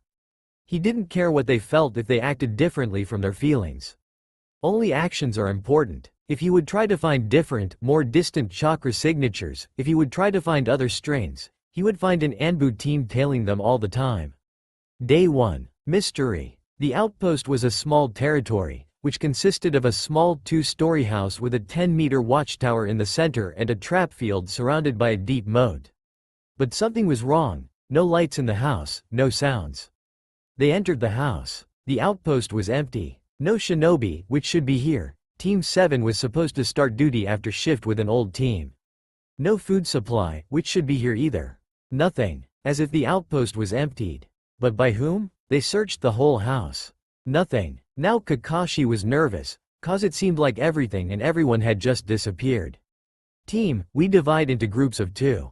The first one will be Naruto and Sasuke, second, me and Sakura, commanded Kakashi. You two go around the outpost territory on the left, we will go on the right. Dark forest, usual for a fire country, nothing special. The sound of rustling leaves and animal noises. Nothing special, as if everything was right, except it wasn't. Naruto didn't know what to make of it, so he concentrated on his sensory abilities. He found a string to Sasuke, who was 10 meters away. 2 strings somewhere to the right. He felt the same taste he got from Sakura's and Kakashi's chakra. It had to be them. Suddenly he felt a new string. With a spike of chakra, the string became visible, more sensible, as if somebody plucked it. Naruto turned his head sharply in that direction. Curiosity. Target was in 1 kilometer, no less. He couldn't see it, not without revealing his Sharingan at least, but he felt as if he stared right into his or her eyes. And someone there stared into his. He concealed his chakra and moved somewhere that fast, Naruto couldn't follow that string. Shunshin, he thought. He couldn't reveal to Kakashi he had felt someone there. They didn't need to know he had sensory abilities. He didn't know how to explain it to them. Suddenly after waking up he began feeling different chakra signatures? In a way, no known sensory ability worked? Kakashi would understand this lie. He was that smart, and Naruto couldn't conceal his emotions that good. Dobi, Sasuke called. Why did you freeze? Did you see something, or a squirrel is so interesting, you can't keep eyes off her? Damn his taunts, Naruto thought, they're not even funny. I thought I saw something, he answered. You are paranoid, Uchiha said. He was nervous too. This whole mission felt like a perfect opportunity to remove him. He trusted Naruto, but he didn't want to show his weakness. He wanted to save his face. Paranoia is the key to the health of paranoid, Uzumaki told thoughtfully. Did you spend last week in the library or something? This taunt was good, yes. What a better way to taunt the Dobi than to joke about his vocabulary. Naruto imitated Uchiha himself. Sasuke's eye twitched, but he quickly returned to his cold demeanor. They finished their part of the job without any more surprises. Inspection of the territory brought no results from both teams. It was weird, and even with Kakashi's ability to look underneath the underneath, he couldn't figure it out. No traces of battle, both traces of kidnapping, no traces of theft, as if this outpost was empty for weeks. Kakashi didn't know what was wrong, but something definitely was. But they had to complete the mission, so he told his team to take their rooms and go to sleep. He decided to take the first night's watch by himself. Day 2. Guard duty. If you would ask Sasuke about this mission, he would answer that this is a perfect opportunity to finally kill him. Like Konoha chose this specific mission for his team for an unknown purpose. He had thought about their previous experience as a team, their mission in the Land of Waves. Why would Junin listen to a couple of brats, whose only desire is to prove themselves? Maybe Kakashi was too careless? Or was it one of those underneath situations? Sasuke had awakened his Sharingan. Naruto had used his Biju power for the first time. Was it a plot or was it an accident? He would never find out, and he knew it. Sasuke was afraid for his life. The only moment like that was that night. That night took everything away from him, and he didn't want to lose the last important thing in his life. His goal, his dream, and his desire. His purpose. To kill Itachi. He was ready to sell his soul to the devil to achieve it. He was ready for everything, and he would be damned if he would allow Konoha to take away his goal. They wanted to take his goal, his clan name, through this CRA, his clan's money, compound, history. Only for him, the clan heir, to be left with nothing but a sword of the executioner in his gut. This mission was a perfect opportunity to run away, but what would he do without his clan's scrolls and money? Where would he run? He didn't know, but he would figure it out. Sakura had the same gut feeling she had had in the Land of Waves. Something had to go wrong. Hell, it already did. She wanted to run away, to hide in her room and not to take part in all this, but she became shinobi, she had no other path. She still had to fix her relationship with Naruto, but how would she do it? Kakashi separated them. Even the guard duty sequence was Kakashi, Naruto, Sasuke. They had no way to cross. But the main objective was to survive. Kakashi was pushing back all bad memories, all nightmares that were brought by being around Kusa. Obito. He thought about his friend's sacrifice. But he wouldn't fail, his team would survive. He had to make sure of it. He had already failed too many times. He didn't know, what would he do if he would fail again? So he sat in the watchtower and observed so no one could approach the outpost without being noticed. Naruto was more optimistic. Hokage's last words meant that he should show his best, and everything would be fine. He knew Indra was wrong. Naruto would find someone to teach him. Hokage's words reassured him. But now they had a lot of free time, and Kakashi still wasn't teaching them. He was spending all his time in the watchtower reading his book apparently. What a waste of time. When came Naruto's turn to guard, he decided to spend his time usefully. He made 10 clones and observed their fights with his Sharingan. He could see all the mistakes his clones had made so he could fix them. Taijutsu was very important, he knew it, especially after what had shown Lee. Naruto, he heard Tami's voice and turned around. Sasuke could swear, for a moment he saw a very familiar red light in Naruto's eyes. But it couldn't be it, right? How could the Dobi, who was no Uchiha, he was sure of it, possess his clan's eyes? Can't sleep? Naruto asked. Something like that, answered Uchiha, many things on my mind. Mission? Yeah, it's wrong. Our future depends on our performance, Naruto said. How do you know that? It made Sasuke interested. What did Uzumaki know? He didn't. And how did he acquire such information? Call it a hunch. Yeah, how could he know something useful? They sat for a minute in silence. Naruto, Sasuke said, don't you feel the village holds you back? Sasuke knew from Kakashi about Rasengan. How Kakashi, a known prodigy, took 6 months to study the technique while Naruto learned it in a month. How could Naruto manage it? He had to be a prodigy nobody bothered to teach. If you combine this with his natural ability to make plans on the spot, you can get someone who can rival Itachi. Sasuke had thought during his last training month. Naruto knew nobody wanted to teach him before he met Iruka. He was the only one who decided to spend his time on ignored and shunned child. Unfortunately, even Iruka never bothered to do more than what required his academy duty. So the only teacher who willed to help could help only in academics, the only sphere Naruto had no desire in. Kakashi was too lazy. Jiraiya was teaching something, but he had never really guided. But what will happen now, without the Kyuubi? Jiraiya didn't even visit him after he woke up. Yeah, it does, Naruto answered sadly. Nobody besides Iruka and Jiraiya wanted to teach me, but now I have no Kyuubi. I don't think Jiraiya will train me anymore. Unlike you, who had to fend off by himself, I could get a teacher. But I was always watched, they never allowed me to make real progress, only what they had planned. When Itachi was encouraged, I am slowed down. Why? Maybe they are afraid you will pull out another Itachi? Sasuke said nothing. They were afraid. If one Itachi could kill the whole clan, how dangerous did it make him? How dangerous Sasuke himself could become. You want to leave, right? Naruto asked. No, I don't, lied Sasuke and went away. He didn't want anyone to know about his plans. If at least one person knew, he wanted to go rogue, he would be executed, and with Naruto being so close to Hokage it was especially dangerous. So he went away to wait for his turn to do the guard duty. Day 3. Tower Defense. After night guarding duty Team 7 gathered for breakfast. If you can call eating bars a breakfast. Kakashi-sensei, will you teach us something? Asked Naruto. He was eager to learn at least something, even the weakest jutsu. Sasuke didn't say it, but he totally agreed with Blonde. Sakura was fine with sitting in a safe place such as this house. Huh, did you say something? Kakashi asked, not removing his eyes from his favorite book. Naruto gritted his teeth. Kakashi-sensei, will you teach us something? Naruto spelled. It was partly done to annoy back Kakashi, but mostly it was because of his temper. I don't know what can I teach you with our situation, said lazy Junin, we have to be at full power if something happens. I would advise you to read something, but there is nothing to read. You can meditate though, it is helpful. Yeah, thank you. Naruto's words dripped with sarcasm, maybe something really useful? We can't meditate to death someone who managed to empty the whole outpost. Learning new jutsu takes time, you can't learn it in a few days, Junin explained calmly. Naruto calmed down as if he had lost his hope in his sensei. Sorry, sensei, I was wrong, he said. Something had died in Kakashi at that moment.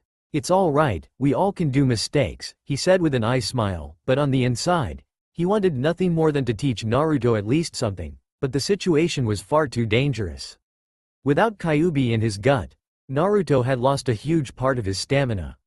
Kakashi needed all his genins in the best shape to fight an unknown threat, he couldn't risk tiring them with training. After breakfast, Naruto entered his room and decided to meditate following Kakashi's advice. His temper changed after being with Indra, he became a lot more patient, so now this meditation was something he liked to do, it was an opportunity to develop further his ninja skills. So he decided to train his sensory skills, he wanted to find, was that person, whom he had sensed on the first day, just some passing ninja, or was he an enemy on this mission? He tried to expand his senses farther, but it was almost impossible to find someone. After half an hour of meditating, he finally sensed someone. Many people approached their base. Boom! One of the traps had worked. One bandit less, or they had defused the paper bomb trap. Naruto, Sakura, and Sasuke met in the dining room. Kakashi appeared near them via Shunshin. We are under attack. The outpost building is important, we must keep it intact, so we have to fight outside. Use shurikens and kunais first, jutsu second. I sensed about 30 enemies, 5 of them are Chunin level, 2 genin and others are simple bandits. 3 Chunins and about 15 bandits are going from the north, 2 Chunins and 10 bandits are from the east, others are from the west. I will go to the north, Sasuke and Naruto to the east, Sakura to the west. If you can't defeat them, stall. I will try to finish my fight quickly. And they separated, with Kakashi. As Kakashi had promised, he dealt with his enemies quickly. Junin against bandits is overkill. With a speed they couldn't comprehend, he killed all bandits with a simple kunai in a couple of minutes. Chunins waited for something or they didn't want to get in crossfire cause hired thugs were throwing iron in all directions trying to hit Kakashi. Fuuten. Daitopa, exclaimed one Chunin. Wind? That's a rare one, thought Kakashi. He saw then a very attractive log in the middle of the clearing. Interesting. Doden. Doryuheki, Kakashi protected himself with an earth wall. Gusts of wind hit the wall, but the wall didn't break. Kakashi jumped and landed in front of the wall. That Chunin threw kunais with explosive tags on it. Kakashi substituted with that log. But it was a trap. Wires appeared from the ground and tied Kakashi. Kaden. Ryuka no Jutsu, one of enemy Chunins said. Flames resembling a dragon flew towards Leaf Junin. Kakashi saw that wires are connected to the fire using Chunin and the third one which had yet to take part in the battle. "This is your end," exclaimed Wind using Chunin. Raiden. Kage Bunshin no Jutsu, pronounced Kakashi, and dissolved into lightning, which paralyzed two Chunins through wires. Kunai empowered by Raiden Chakra broke through the Wind user's chest. "What a shame, your teamwork and planning are really good," he said. Then he simply threw kunais into paralyzed enemies, killing them. "But if you were more observant, you could understand that I've made a wall instead of dodging to substitute myself with a clone." His battle ended, now he had to help Sakura. He was sure Naruto and Sasuke would manage. With Sakura, this was just another time when Sakura understood how useless she was. She had to train more, maybe even get rid of her diet as she was told by all older kunoichi. But it was already late to change something, she had to fight for her life. But were her fighting skills good? No, her best results were in academics. For the first time in her life, she wanted to be Naruto, who was the opposite. She was no good in an open fight, so she decided to rely on trapping. She decided to stall them with traps and hope for help from any teammate of hers. She placed explosive tags all around herself and hoped it would stop her enemies. But a few minutes without explosions proved her wrong. She saw 5 thugs and 2 genin-level bandits 20 meters from her. She threw kunai with explosive tag in them, but her throwing skills were lacking. She missed what caused laughter from her enemies. 10 meters behind them the tag exploded. "You can't intimidate even a newborn girl," said one thug and licked his lips. "But she seems cute with those exotic pink hair," added another with a feral smirk. She was paralyzed from fear. She was never so scared in her life.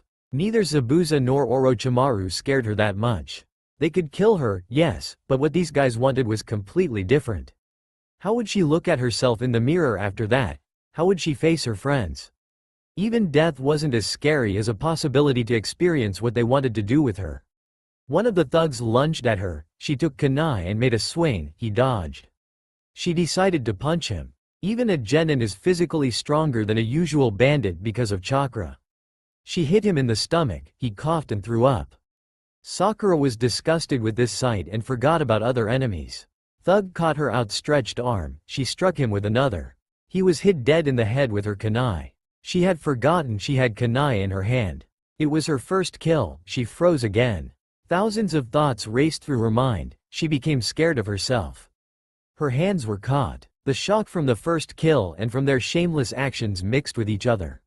She could do nothing. Such an innocent girl. Her mind didn't perceive what was happening, she just heard words and saw pictures, but her mind didn't process it. Her cheek was licked. She tried to turn away. "It looks like she isn't trying to stop us. Maybe she likes it," she heard another voice. She was pushed to the ground. "Please, let it be over," she pleaded inside. Her dress was drawn up. She closed her eyes, but their actions stopped.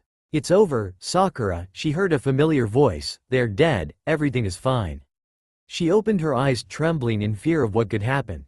In front of her was drenched in blood Kakashi with kunai in a hand. She hadn't seen him in such a serious mood since Wave Mission, but now he wasn't just serious, he was angry. She couldn't see his face, but his lone eye told her everything. Suddenly Kakashi looked around as if he felt somebody. His eye tried to trace any movement, but after 10 seconds he stopped. He held out his hand and helped her to her feet. His clone appeared near him. Real Kakashi disappeared in a burst of speed and only the clone stayed. "Let's go," the clone said and helped her to get up. With Naruto and Sasuke. Unlike Sakura, who was awfully scared, Sasuke and Naruto were eager to fight, to prove themselves. Naruto couldn't flood the battlefield with clones like he had done it when he had the fox and its endless supply, but he still could make enough. "Kage Bunshin no Jutsu," he said, surprising Sasuke with how calm he said it instead of usual yelling. 20 clones appeared and ran towards bandits. Naruto himself stood still watching the battle. It surprised Sasuke again cause he expected Naruto to lunge forwards ahead of his clone army.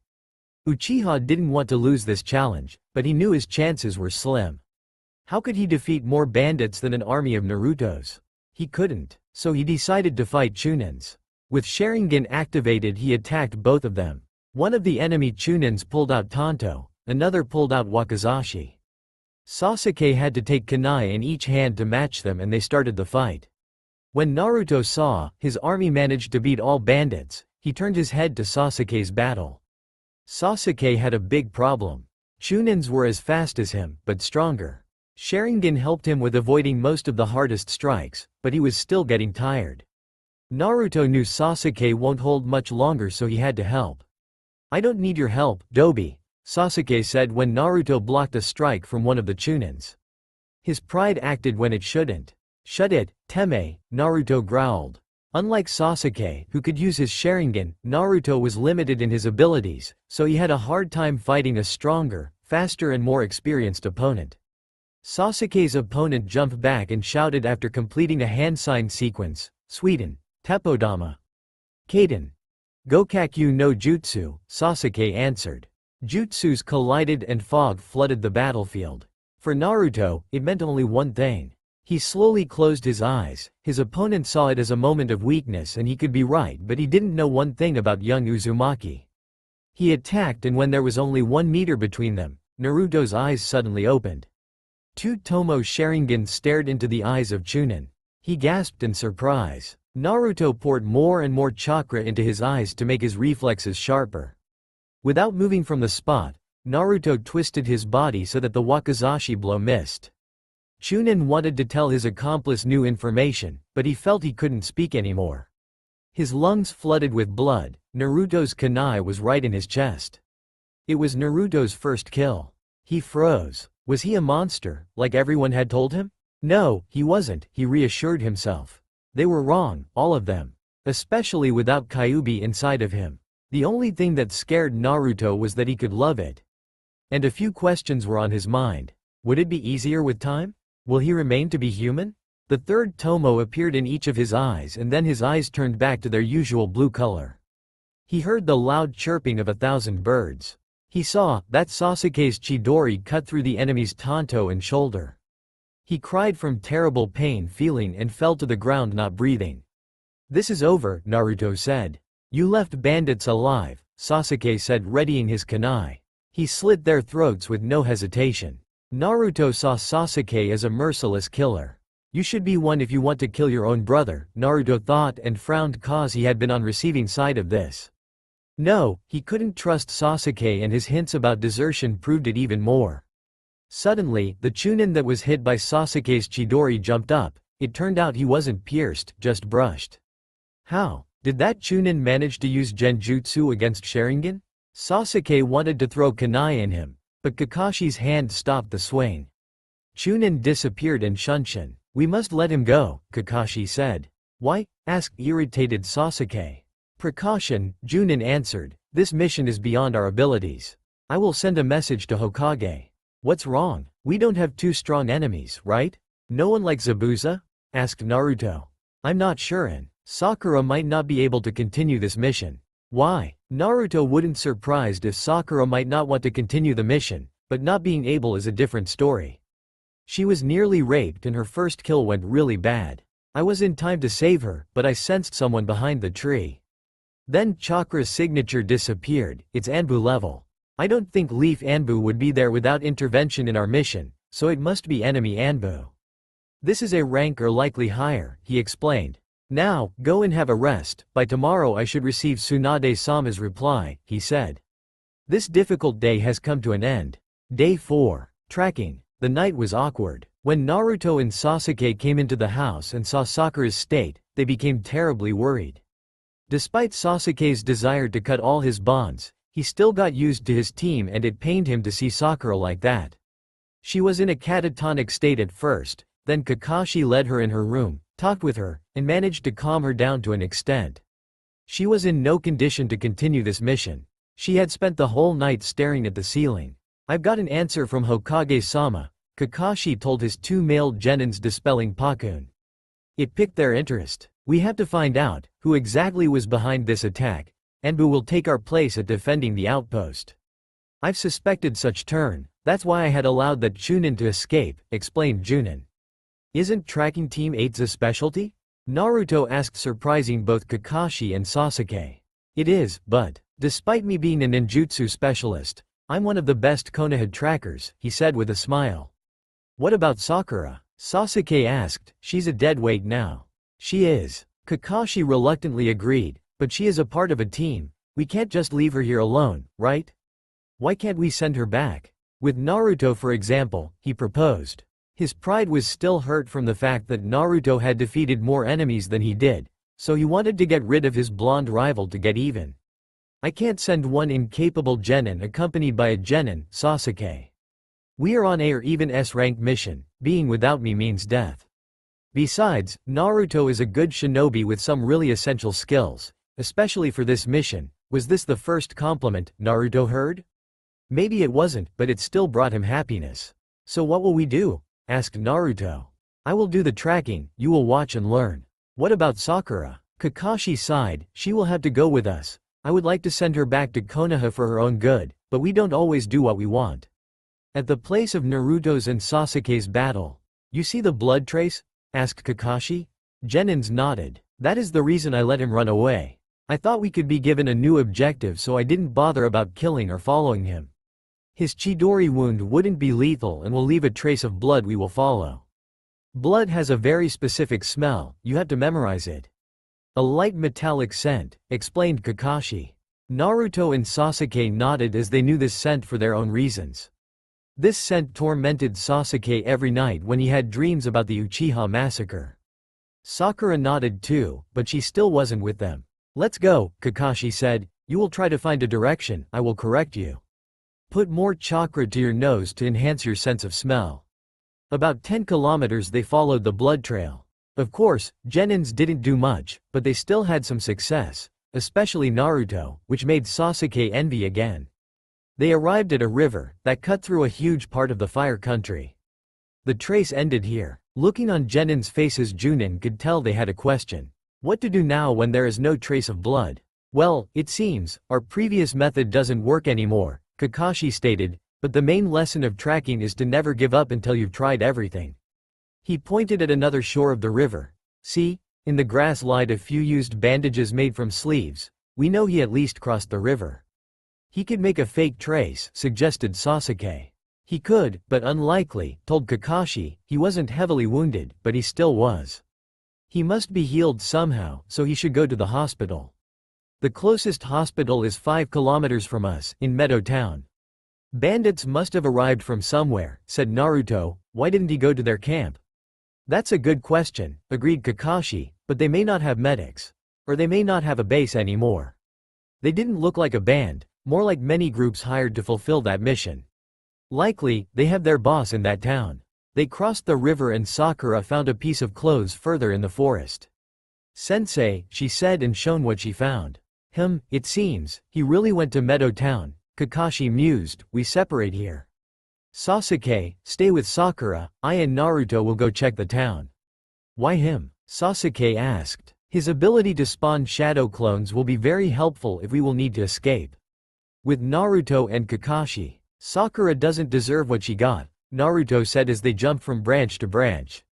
She doesn't, Kakashi confirmed. It was a 3-side attack, we had to make protection from all sides. I didn't expect Sakura to win, I expected her just to stall them long enough. I took down my enemies fast enough, but Sakura turned out weaker than I thought. My miscalculation nearly led to her breakdown. I almost failed, again. Why couldn't we just sit in the outpost and defend from there? The outpost is more than just a building. Genins don't know it, only Junins and Barrier Corps shinobi, but outposts form a network. Under each building is a Fuinjutsu pattern, each building is connected with another. It allows us to track huge amounts of chakra moving through fire country. We can't detect small groups of shinobi, only big ones like an army. The same system is in a village, but on a smaller scale and with a more sensitive sensor system. Wow, now it makes sense. Yes, with tensions in the ninja world we can't risk losing even one outpost, Kakashi said as they got closer to the town. What do we do now, sensei? Asked Naruto. He saw that Kakashi was opening a bit more like he should have been from the beginning, so he decided to give him a chance. We will go to the hospital, plain and simple. If he's not there, we will search around the town. With Sasuke and Sakura. All this time Sakura sat on the shore of the river and stared in water. If someone would see it, he could joke that she did a pretty good Sasuke impersonation. Am I really that pathetic? Sakura asked. She didn't expect to receive an answer from her teammate. Yes, was Sasuke's harsh answer. Sakura sighed and thought about what Kakashi had told her the night after the attack. Sakura, you must understand one thing. What you have faced is a usual thing between women and thugs. This is the harsh truth of the shinobi world. Strong ones force weak ones, and weak ones succumb to strong ones. All your life as a kunoichi you depended on your teammates expecting them to do all dirty work, while you can be a princess of the adventure. Despite what you may think, it wasn't my intention to get you in that situation, no. It was an accident, a terrible one, but an accident nevertheless. You need to grow as a kunoichi or just leave shinobi forces. It won't make you weak, this job is not for everyone, trust me. Especially if you are female. This is the reason why most hidden villages don't have a genin level kunoichi older than 16. They either quit or become stronger, Kakashi said. So what, you tell me to give up? She asked, I've spent whole my life trying to be a shinobi. Now you tell me to back off? She was hysterical. I don't, it's your choice, Kakashi shook his head, but you must understand, you dreamed of your own imagined world. The world where Sasuke will always save you and you will be like a princess of Uchiha Prince, not of the real world of shinobi. And as I said, this job is just not for everyone. You have made your first kill. Do you feel yourself like a monster? Yes, answered the girl weakly. You are not. I am not? But it felt horrible. I don't feel guilty, she cried. Two sides of her were in conflict. One side told her that murder is a terrible deed. Another side was rationalizing it, saying she did what she had to do to defend herself, and they couldn't come to a consensus. Not without someone who could give her psychological advice. Fortunately, she had Kakashi. Sakura, I won't sugarcoat it. It is horrible and it will never get easier. You can get used to it, numb the feeling, but it will always be there. The only thing that will keep your sanity is understanding who do you kill and why. If you kill to defend yourself, to save your comrade, to help someone, it's fine. But if you start killing for the sake of killing, you are going the wrong path. Sasuke was the world of shinobi from the beginning. Naruto on the other hand. He had no choice except to be a shinobi, but I will be honest with you. He only accepted this world after Sasuke killed him. Now you have the choice, Sakura, you either accept this world or give up. At first, I wanted to calm down you or something, but if even after Wave, after the Forest of Death, and after Invasion, you didn't want to become the shinobi you had to be from the beginning, I decided to give you this talk. To be honest, I had to do it a long time ago. And Kakashi left the room leaving her to her own thoughts. I think I should quit being a shinobi, she confessed. I'm not a prodigy like you or a strong-willed person like Naruto. I'm not from a clan like all rookies. I don't have a dedication like Lee or Tenten. Sasuke thought again about Naruto being a hidden prodigy. She has almost perfect chakra control and a good memory, he thought. Why can't she become Irionen or Genjutsu user? He knew where did it come from, but she was so weak-willed. He wanted not to give a damn about it, but something inside of him told him to give her advice. You lack spine, Sasuke said. If you're not ready to fight for what you want, you will never succeed. In anything. Sakura just nodded. She knew he was right, but what could she do? Sasuke wanted to become shinobi to avenge his family. Naruto wanted to become shinobi to be Hokage. What did she want? To be Sasuke's wife? To follow her friend Ino? Was there at least something really important she wanted to achieve? Day 5. Capture and interrogation. The next day Naruto and Kakashi were sitting on the roof and watching through the window of one of the houses. Indeed, they had found the day before missing Chunin in the hospital. Sure, it had been possible to take him from there, but he still had been wounded and they didn't have the needed abilities to heal him. Besides that, there was a chance he would meet his employer. Kakashi-sensei, I find this mission weird, Naruto confessed. What do you mean? Kakashi too thought something was wrong. From a strangely empty outpost and hidden Anbu-level ninja to this ridiculous idea to give a team of 1 Junin and 2 combat-capable Genins of 3 a mission to catch an unknown enemy in an unknown place. He is a Chunin, but let's be honest, whole our mission except for that battle is Genin level. No need in Junin, I and Sasuke alone could manage. Even battle was hard only because we couldn't let the outpost be destroyed and well, the only problem was Sakura. And now we have a Chunin that left an obvious trace to this town. Is he really a Chunin? It's either bait or, I don't know. At that moment it all clicked in Kakashi's head. This whole mission was fake, a test from Konoha higher-ups to see if his team could work again. His team so far proved they could work together, but he will ask the Hokage what the fuck had she been thinking when she allowed this incident with Sakura to happen. Of course, he won't tell his genins about it, he knew it will only make it worse. Well, I share the same feeling, Naruto. I just hope it all will be fine in the end, I smiled. They watched as that Chunin entered a room where were two bodyguards, thugs obviously, and an unknown person dressed in a black cloak with a white mask, presumably the employer, sitting in the chair. Hello, Maina Kiera, how was your mission? Asked the boss too calm. We failed, Oyabun. Maina kneeled in front of the boss. It seemed he was afraid of whatever punishment he could receive. What was so hard? Only one team. 3 genins and 1 junin. Was impossible for you and your friend? We had to fight the last Uchiha and former Jinchuriki, they were stronger than us. We were doomed to fail, he answered. How unfortunate. He mused, what should I do with you? I'm sorry, Oyabun, this will never happen again. Pleaded Maina. Sure, it won't. Boss pulled out a sword. The window shattered, and Kakashi and Naruto jumped into the room. Kage Bunshin no Jutsu. 2 Naruto's clones appeared and immediately attacked thugs. Real Naruto jumped at that Chunin. Chunin jumped back to evade Genin's attack. Naruto threw kunai at him. Maina deflected it with ease. Tiger, ox, dog, rabbit, snake, Naruto thought as he passed the hand sign sequence. Fuuden. Daitopa, he cried and breathed out a huge gust of wind. Chunin was hit with a full blast and thrown into the wall. Meanwhile, Kakashi tried to capture Boss, but he evaded all Junin's attacks. It's definitely a Junin or even an Anbu level, thought Copy Nin. Kakashi's and Oyabun's kunais clanged and their eyes met. Genjutsu. Sharingan, Kakashi thought and used a little distracting genjutsu to conceal kunai in his other hand. He stabbed hidden kunai in the enemy's leg, and with a loud pop, Boss disappeared in the cloud of smoke. Shadow clone? The whole time? Then what was the point of fighting? He turned around and saw as Naruto's enemy was thrown into the wall.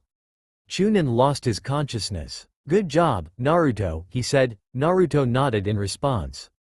Kakashi pulled out ninja wire and some chakra-restricting seals. Now we will tie him. Morning, Kakashi greeted awakened Chunin. Said Chunin groaned and slowly blinked to comprehend what was going on. Where am I? He asked. Does it matter? Asked Chunin. I suppose it doesn't, he answered. Annoyance was visible on his face. He clearly didn't think he would be caught like that. Will you answer willingly, or I will have to use force? Asked Kakashi in a careless tone. He was a famous Junin after all. He didn't have to be intimidating, he had his name to do it for him.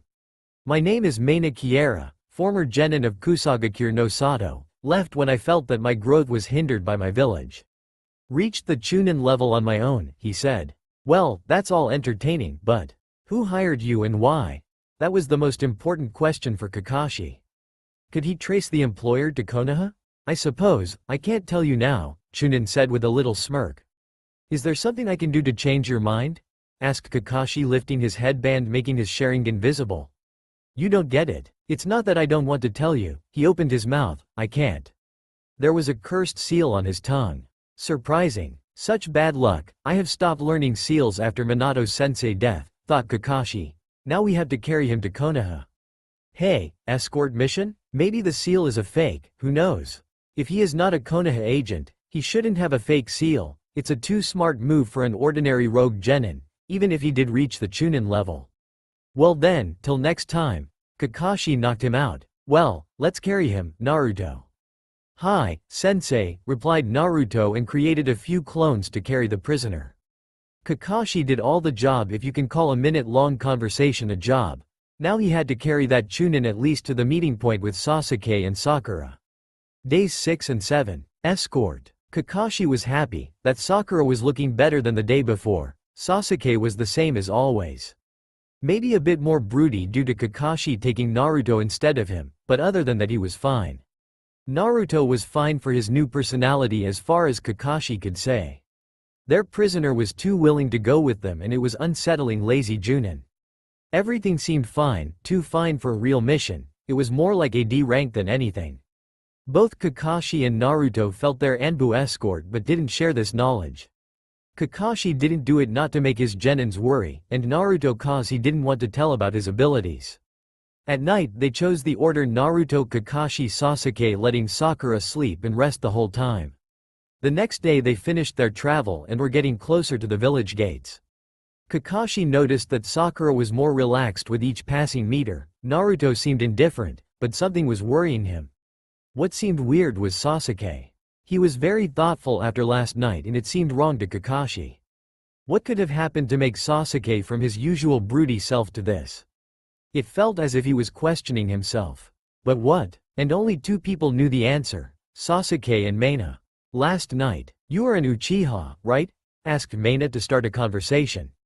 So what? Sasuke wasn't in the mood to talk with anyone, especially their prisoner. Nothing, just want to talk with you. And I don't. Sasuke stopped a rising discussion. Don't be so rude, joked Chunin. As I said, his whole posture changed, his voice became silky, and eyes turned from brown human to yellow snake-like. Don't be so rude, Sasuke-kun. Sasuke was shocked. This whole time they had traveled with Orochimaru. How couldn't they notice? How couldn't even Kakashi notice? Was the difference in their powers so huge? How does Konoha treat you? Asked traitorous Sanin. It's. Sasuke hesitated and lied, fine. Sure it is. Orochimaru didn't believe even for a second. You don't have to believe me. And I won't, Sanin chuckled. What stops me from waking up Kakashi and telling him about you? Asked Sasuke. Sasuke-kun, no need to play these games with me. We both know, you just wait for me to tell what I have to offer. If you don't know, Konoha seriously thinks about killing you after making you impregnate several women, if you didn't do that already. Then they will just dispose of you. Even this mission is nothing more than a fake, a test to see if your team still can work together. And if your team fails, you know what will happen. I've already guessed that they want to kill me, I've even planned to leave, but I had no real idea how to, Sasuke confessed. Does Kakashi know about the mission? He wasn't told, but he should have guessed by now. If not, then I'm disappointed in Kakashi-kun. What do you propose? Sasuke asked. You will be called to Hokage tomorrow, I will be there. If you will come packed up for leaving, I will take you with me. If not, then good luck staying in the village that will kill you. Orochimaru made his famous smile. Sasuke nodded. Orochimaru's eyes, posture and voice changed back. It was good to talk with you, Sasuke. He answered in Mina voice and closed his eyes, falling asleep. Sasuke was left alone with his thoughts. Team 7 and their hostage entered the village gates. You can go home for now. I and Mina will go to Hokage, said Kakashi, and his genins nodded. What the fuck were you thinking? Shouted Kakashi at Tsunade when it was confirmed that the whole mission was fake. Remember with whom you are talking, shouted Hokage in return. She knew it was a dangerous idea to make such a mission, especially with complications during it, but it had to be done. She was nearly raped for a test?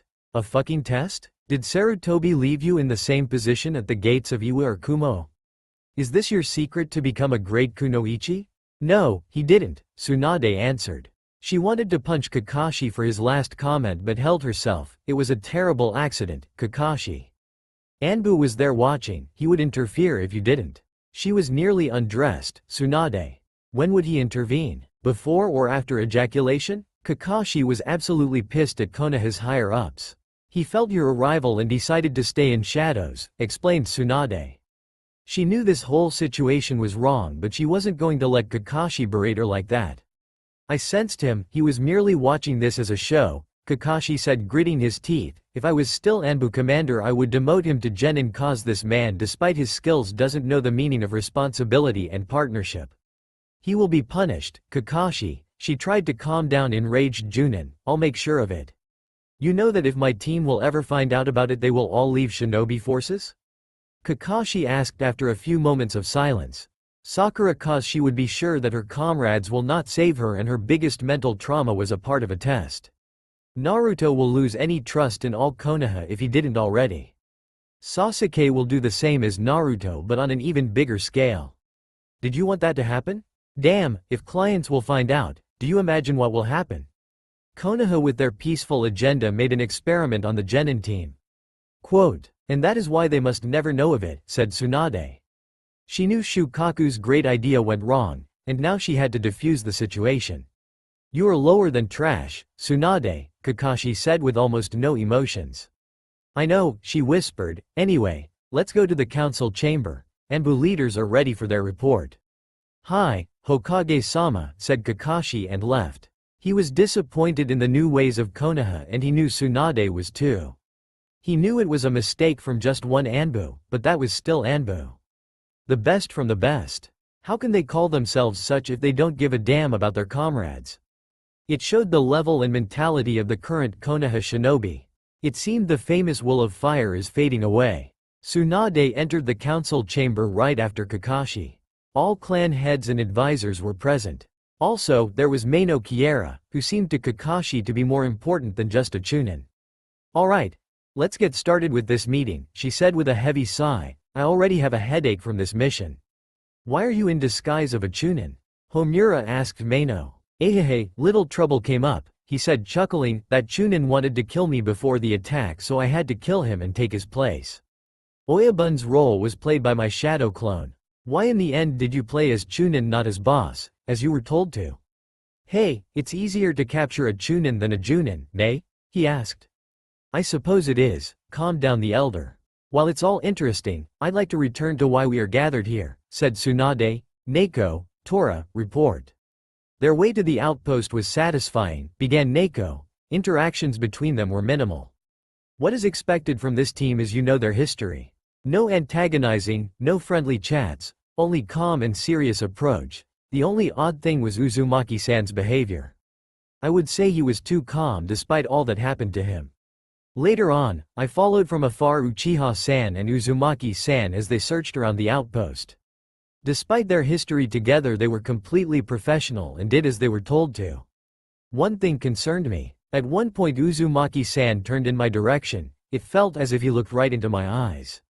From this, I can say that he may have some sensory abilities.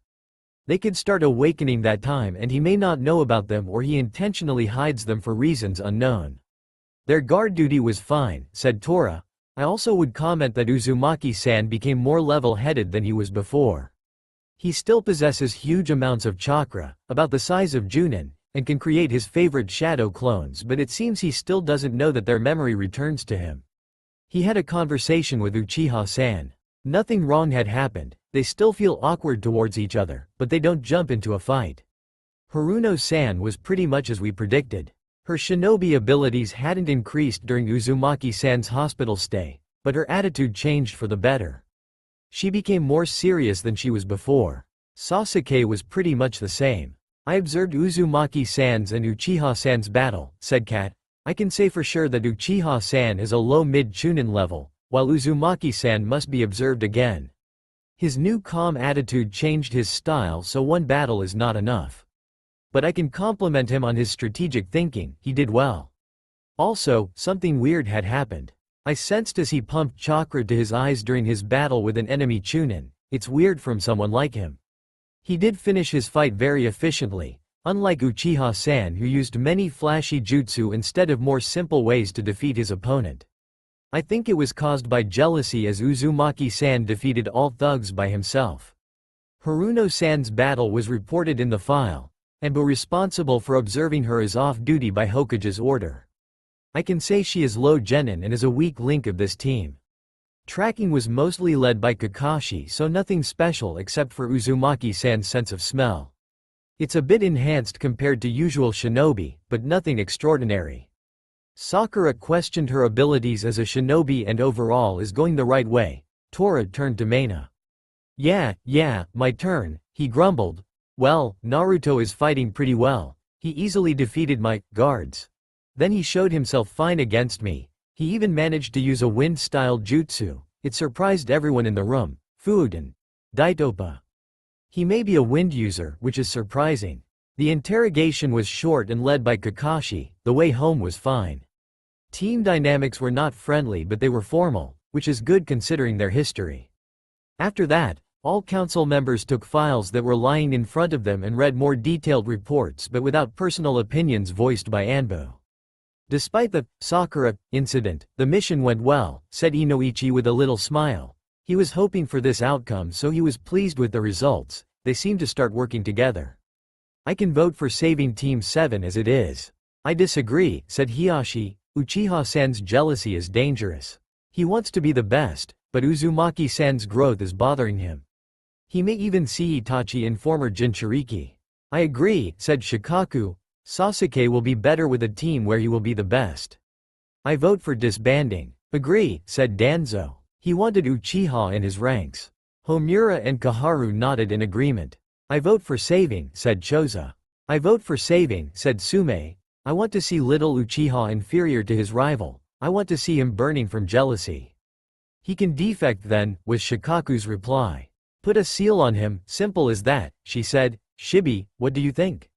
I will give them a chance. Why? They seem to work better than before. Teamwork is improving, as are their impersonal relationships. The last opinion was from Tsunade. The score was 5-4 for disbanding, so her opinion was final and decided the future of this team. She wanted this to be simple, but, of course, it never was. On the one hand, they really did better than expected. On the other hand, Sasuke was jealous, and a jealous Uchiha is a dangerous Uchiha. I don't want to quote Shikaku, but this is troublesome. Some snickers were heard from different clan heads. I didn't want to make this decision cause I'm biased, but I will try to be objective. She rubbed her temples and exchanged glances with Danzo. I vote for. The door suddenly opened and Sasuke entered the room. Hokage-sama, honorable elders, clan heads, he greeted. What are you doing here? Asked Tsunade. You are not permitted to be at this meeting. I was called, he answered with a slight smirk. By whom? She was interested who was stupid enough to call possible traitor at the meeting about his future. I called him, said Meino Kiera with a snake-like smile. You dare? She wanted to shout at him. I do dare, princess, Orochimaru said in his usual voice and tore away the fake face. Everybody was shocked. Orochimaru was here? How? More important, how nobody noticed? How long was he impersonating former Anbu? I just thought that Sasuke-kun would be interested to know about his future. Would it be execution or just imprisonment? You know, simple stuff, he chuckled, so what would it be? Tsunade glared at Orochimaru. She knew, whatever would she choose, Orochimaru would be the winner. If she voted for disbanding, Sasuke would be sent to Danzo and executed later. If she voted for saving the team, it could mean she lied to Sasuke to keep him loyal to Konoha. It was a lose-lose situation and Tsunade didn't like it at all. I'll let Sasuke choose, she said, surprising everyone. I already did, Uchiha answered, pointing at his backpack. Orochimaru grinned. He was happy, his goal was getting closer. Sharingan and infinite knowledge coming with it. I think this is time to say goodbye, Snake Sanin said, and reverse summoned himself and Sasuke away, leaving only an explosive note behind. Danzo shunshined closer to Note and surrounded it with a vacuum so there will be no air to burn and contain the explosion. Fuck, Tsunade destroyed the wall with one punch. This opinion was shared by everyone, but the most disappointed was Kakashi. His student had just deserted his village, abandoned his comrades. Left with one of the greatest village's traitors, the person who killed the previous Hokage. And he didn't sense Orochimaru at all. He was a fucking elite Junin. He shunshined from the meeting to drawn into his despair. We mark Uchiha Sasuke as a rank Nukenin, she ordered, and then asked Inoichi, how many women were impregnated? 10 by now, but we don't know how their pregnancy will proceed. At least this bastard left something good for us, she said, gritting her teeth. Team 7 will be disbanded for half a year. A new member from graduating class will join it. The meeting is over. News about Sasuke's defection spread fast. It wasn't even a day as it became known to even the most secluded villagers that the last, loyal, Uchiha left the village to join Orochimaru, one of the most infamous village traitors. Third after Uchiha Madara and Uchiha Itachi. It was a shock to all populace. They started thinking that the Uchiha blood was cursed cause both Fukagu's sons betrayed their village like did their infamous ancestor. To Naruto, it was the worst time of his life. Only a month ago he was shunned and Sasuke was almost worshipped, now it's the opposite. People curse Uchiha, think of them as traitors, and wish them death. Naruto isn't worshipped but they try to be polite with him. Uzumaki felt sick because of all this hypocrisy. He wished to be acknowledged, but not this way. He wanted to prove them wrong, but they only accepted him after he lost Kyuubi. He was upset with it, he wanted to puke from their politeness. Only a month ago a shopkeeper had glared at him and had badmouthed behind his back, but now he kindly smiled when Naruto entered the shop to buy some food. Things turned even worse after Kakashi's visit. Naruto sat on his bed, he had just finished his dinner and was preparing to sleep. Suddenly he felt a new presence near the door to his apartment. Kakashi didn't want to be one to tell this to Naruto. He knew Blonde wanted to achieve everything and fast as every fresh from academy kid wanted, so this break in his training wasn't something Uzumaki wanted to hear about. Kakashi-sensei, Naruto greeted as Junin entered the apartment. It seems he really has some sensory abilities, thought Kakashi. Hello, Naruto. How did you sense me? Naruto wanted to smack himself on the head for how he had given himself away. Don't know, he lied, hoping Kakashi couldn't detect it. You may have dormant sensory powers, congratulations, Naruto, he said with an eye smile. Sadness. Regret. Why did you came, sensei? Naruto was interested after feeling such emotions from Kakashi. Not that I'm angry, you just never visited me before. You already know the news, right? It was obvious what news Kakashi was talking about. Yeah, I'm not surprised, to be honest, Naruto confessed. You're not? Kakashi arched a brow. When we were on a mission, Sasuke told that he felt the village had been holding him back. I wanted to report after the mission, but it was too late. That's unfortunate, Kakashi thought aloud. Anyway, I have to tell you that Team 7 is disbanded for now. What does that mean for me? Naruto asked. Nothing good, Junin answered honestly. You are off duty until a new bunch of Genin's graduates. I would like to train you, but I can't. Hokage ordered me to do many missions because of border tensions, so I won't be in the village most of the time. So I can't even train? Only by yourself, I suppose. I know you don't like it, but there is nothing I can do about it. But maybe you can bother Tsunade enough so she will sign you someone. I understand, Naruto said sadly. I don't like it, but I understand. Good luck, Naruto. It may be the last time I see you in the next half a year. Goodbye, sensei, Naruto said indifferently. Goodbye, Naruto, Kakashi said with an eye smile. But both he and Naruto knew there was nothing but sadness in that smile. What's wrong, Naruto ni? Asked Konohamaru as he sat with Naruto in Ichiraku Ramen. Many things, Kono, many things, answered Naruto thoughtfully. You're sad, ni-san. I am, agreed Uzumaki. I'm off duty until new Genin's graduate. That sucks. Hey, you can always train us. It will be amazing. Konohamaru jumped from joy. I'm sure it will, but it's not enough. I need to improve myself. I don't hold Biju anymore, but I can still relate to other Jinchuriki. I don't want them to die by Akatsuki's hands, and to save them I need to be stronger, he said. Besides, Black Zetsu is somewhere plotting and scheming. He has at least 2,000 years of experience. I need to be very powerful to kill him and all his minions. And something tells me that these Akatsuki are his minions, he thought. I'm sure everything will be fine. Sarutobi made a wide smile. Just ask old hag and she will comply. Naruto chuckled cause his student adopted his disrespectful antics. I asked, Konoha is facing hard times. All Junins and many Chunins are busy with missions. Naruto got bonked over the head with a ladle. No brooding and depression at my stand, shouted Ayame. Hi, Ayame-chan, Naruto said, rubbing his head. Seriously, Naruto, stop it. You have many friends, you are finally acknowledged, you have a million possibilities.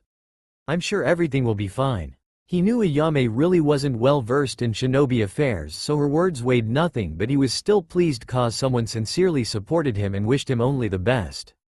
Thanks, Ayame, he smiled. See? The power of healing ladle can save from any depression, she exclaimed. Both Naruto and Konohamaru's sweat dropped. Naruto was bored. Actually, it was an underestimation. He had never been that bored in his whole life. While all his peers trained and performed missions, he could only lie in his bed and do nothing. No sensei to train with, no friends to hang out with. Sure, he could try to find new friends, but it was better to train alone than search for someone. After all, who will want to play or walk with him? Not that he wanted any of it. Tsunade said he should wait and she will come up with something, but it sounded like one of those promises that will never be fulfilled. So Naruto decided to do the only thing he could. He had never expected this from himself, but his boredom finally took over. Naruto decided to read. The only book Naruto had at home was one gifted by Shikamaru. The history of elemental countries since Sengoku Jidai, he read. Maybe it will be something interesting? There has to be something cool. And he was right, there were many cool things. The book was written by the Nara clan, so it wasn't just something boring but a really interesting story with deep strategical analysis.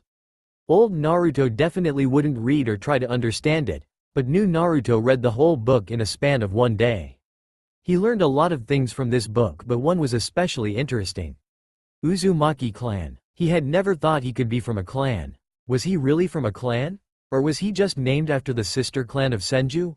It made no sense, cause he knew his mother was connected to the Senju clan. Indra said so and he didn't doubt ancient Uchiha's words. But that means he really was an Uzumaki, maybe even the last one. You still have your relatives, people you can call family out there. You are not as lonely as you think. Indra had told him before his departure. And if you want to find solitude, a place to think or to hide, go to the island of former Whirlpool country, you will find it there. Now it made sense. He was an Uzumaki, he was sure in it now, but why had he never been told? If he was an Uzumaki, why had he been denied his legacy? Or was it a plot to take away anything his ancestors left him? Why was the last Uchiha trained while the last Uzumaki was held back?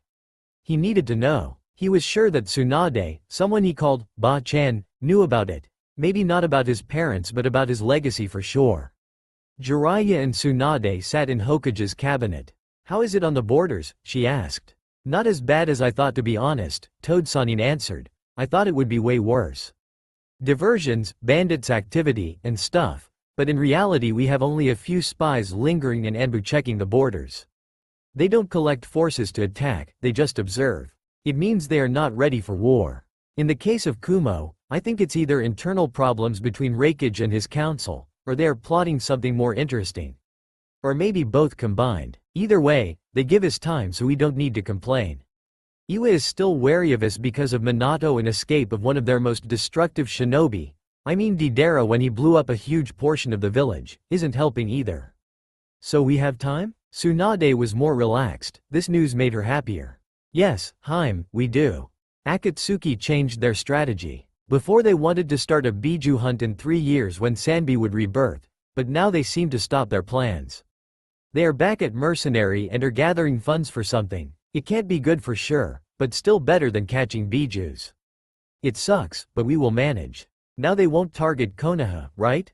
I doubt they will, but who knows? With their new agenda, we can't predict what they will do. Yeah, right. Tsunade lowered her face to the table. I hate this job. Don't be so gloomy, Haim. Anyway, what happened here while I was away? No good, grimly said Slug Sanin. Do you remember the mission Shiniku suggested to test Team 7? Yeah, what's wrong? He already felt uneasy. Orochimaru compromised it. He obviously still has some spies in the village. He killed our Anbu agent, who had to play boss during the mission, and told Uchiha about everything we thought about his fate. Then he had the nerve to show off right in the council chamber and got away with Uchiha prick via reverse summoning. Wow, Jiraiya was shocked. That was brave from him. Orochimaru usually plays safe with close to zero risk. But to infiltrate himself and take Uchiha right under your nose. I haven't thought he valued Sharingan that much to pull something like that. Yeah, and now Naruto's team is off duty, so Brad is bothering me to give him someone as sensei. Hey, yeah, that's Naruto for you, always pestering for jutsu. He changed, Jiraiya, he really did. If you had been there you would know, Tsunade said. He is not the same cheeky brat he was a month ago. I know, people change, but they don't change that much in such a short span. He dismissed what she said. He may be a bit depressed, but it doesn't change his approach. He will hate you. Maybe he will. You don't care? She interrupted. I do care, Tsunade, but he must grow up. He is not the center of the fucking universe. He is a brat, a shinobi of this village. And this village comes before him. He is too young to value free time, relaxation.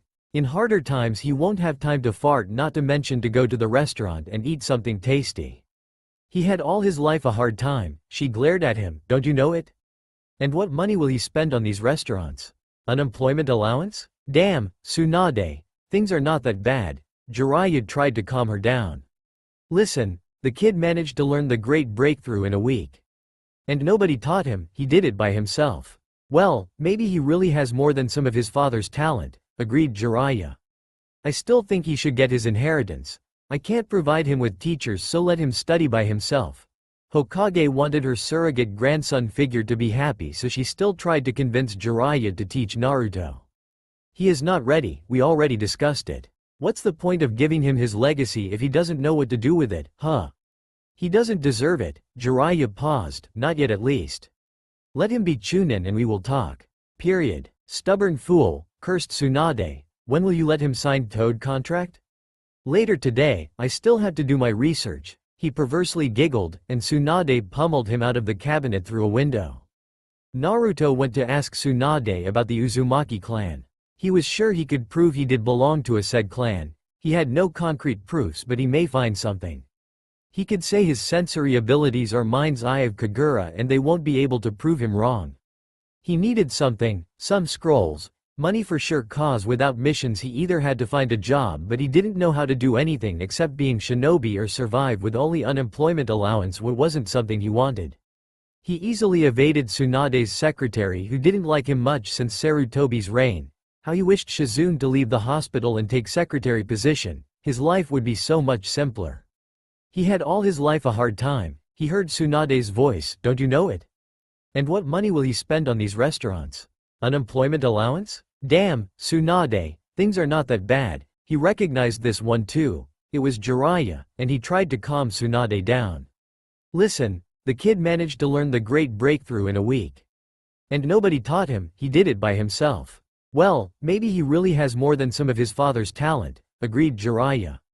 I still think he should get his inheritance. I can't provide him with teachers, so let him study by himself. He was happy to hear that Tsunade wanted him to have it.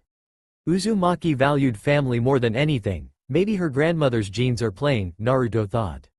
He is not ready, we already discussed it. What's the point of giving him his legacy if he doesn't know what to do with it, huh?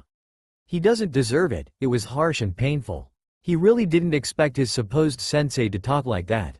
He learned Rasengan in 1 month. 12 times faster than Pervert did. And he didn't deserve something? Then who did? Sasuke? Or only Jiraiya himself? Naruto was very upset, even furious. Jiraiya's words were like betrayal. He didn't want to make a scene, only further proving that he is a brat, as he thought of him.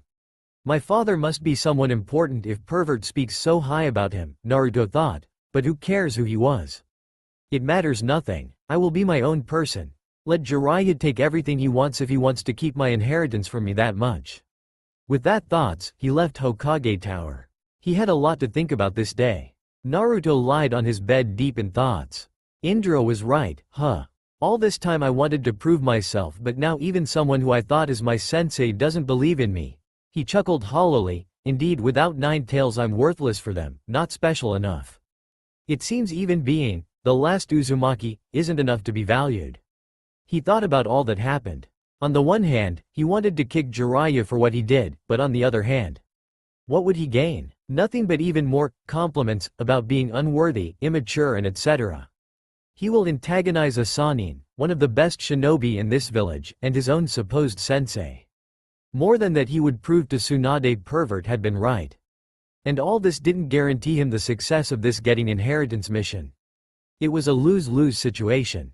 What should he do? Sit and wait? Peef, he wanted to train more than anything. Sitting on the ass for half a year wasn't something helpful. Staying with things as they are now didn't look tempting. Asura's will of unity was definitely failing him. Of course, there was another option. He could swallow his pride and admit that Indra was right. Was right all the time. That without being special he would never be valued, that without being special he would achieve nothing. All bitterness and sadness from what was happening finally enveloped him completely. Villagers' hypocrisy, Kakashi's neglect, Sakura's aggressiveness from her own insecurities, Sasuke's pride and betrayal, Tsunade's inability to help, and, finally, Jiraiya's betrayal. Naruto didn't want to torture himself with his own helplessness. He wanted to move on, to better than he was before. Somehow he even envied Sasuke, who managed to escape the village that was holding him back. Only one question tortured Naruto. Could he do the same? On the one hand, he still had his friends here, on the other hand, they will move on. They won't interact for half a year and maybe more. His friends will train, will improve their shinobi capabilities while he would be stuck as a usual genin. He wanted to be more than that. He already knew he would never get that acceptance that he had wanted, but maybe he could prove to himself that he did worth something. After all, he is tasked to save the whole world from 10 tails. A selfish decision under the pretext of a higher mission. I chose you, Naruto. It can mean something and can mean nothing. All your future decisions are completely yours, told Indra, but if you will finally accept my proposal, if you will finally understand that I'm right, I'll leave you away to get my powers. You are so sure that I will accept? Naruto asked disbelievingly. Maybe I do, Otsutsuki answered with a smug smirk. Naruto sighed at Otsutsuki's arrogance. What do I have to do? It's simple. You find my chakra in your body. There it is, right in my brain. Naruto followed instructions. Try to reach the past of my chakra, like I learnt you to reach memories of my previous champions, but don't concentrate as you did with memories. Got it. Naruto felt as Indra's chakra flowed through time, like a river with many branches. It was something unbelievable. And when you will feel my chakra, you will have to concentrate at its farthest point and say. He concentrated. I accept. I accept. Naruto felt as new chakra entered his body. How foreign life force was changing him, how the reserve of Indra's chakra that he left when they first met was replenished and increased further. He opened his eyes. All his bitterness and sadness, all his anger and hate, all his bad memories finally took a form. Desire to escape and to make things opposite. Naruto looked in the window and instead of his usual blue eyes stared back at him two bloody whirlpools of Mangekyo Sharingan. The world in front of Naruto covered with cracks, and Naruto said something that he heard in the back of his mind. Yomotsu Hirasaka. 2 hours later Jiraiya entered Naruto's home. Hey, Naruto, he exclaimed, where are you? I want you to sign Toad's contract again. No answer. Damn, where did the brat go? He wondered. It doesn't matter, I will find him later. And Jiraiya left Naruto's apartment not knowing he won't meet his godson for the next few years. That's all for now. If you enjoy this video, then please like, share and do comments.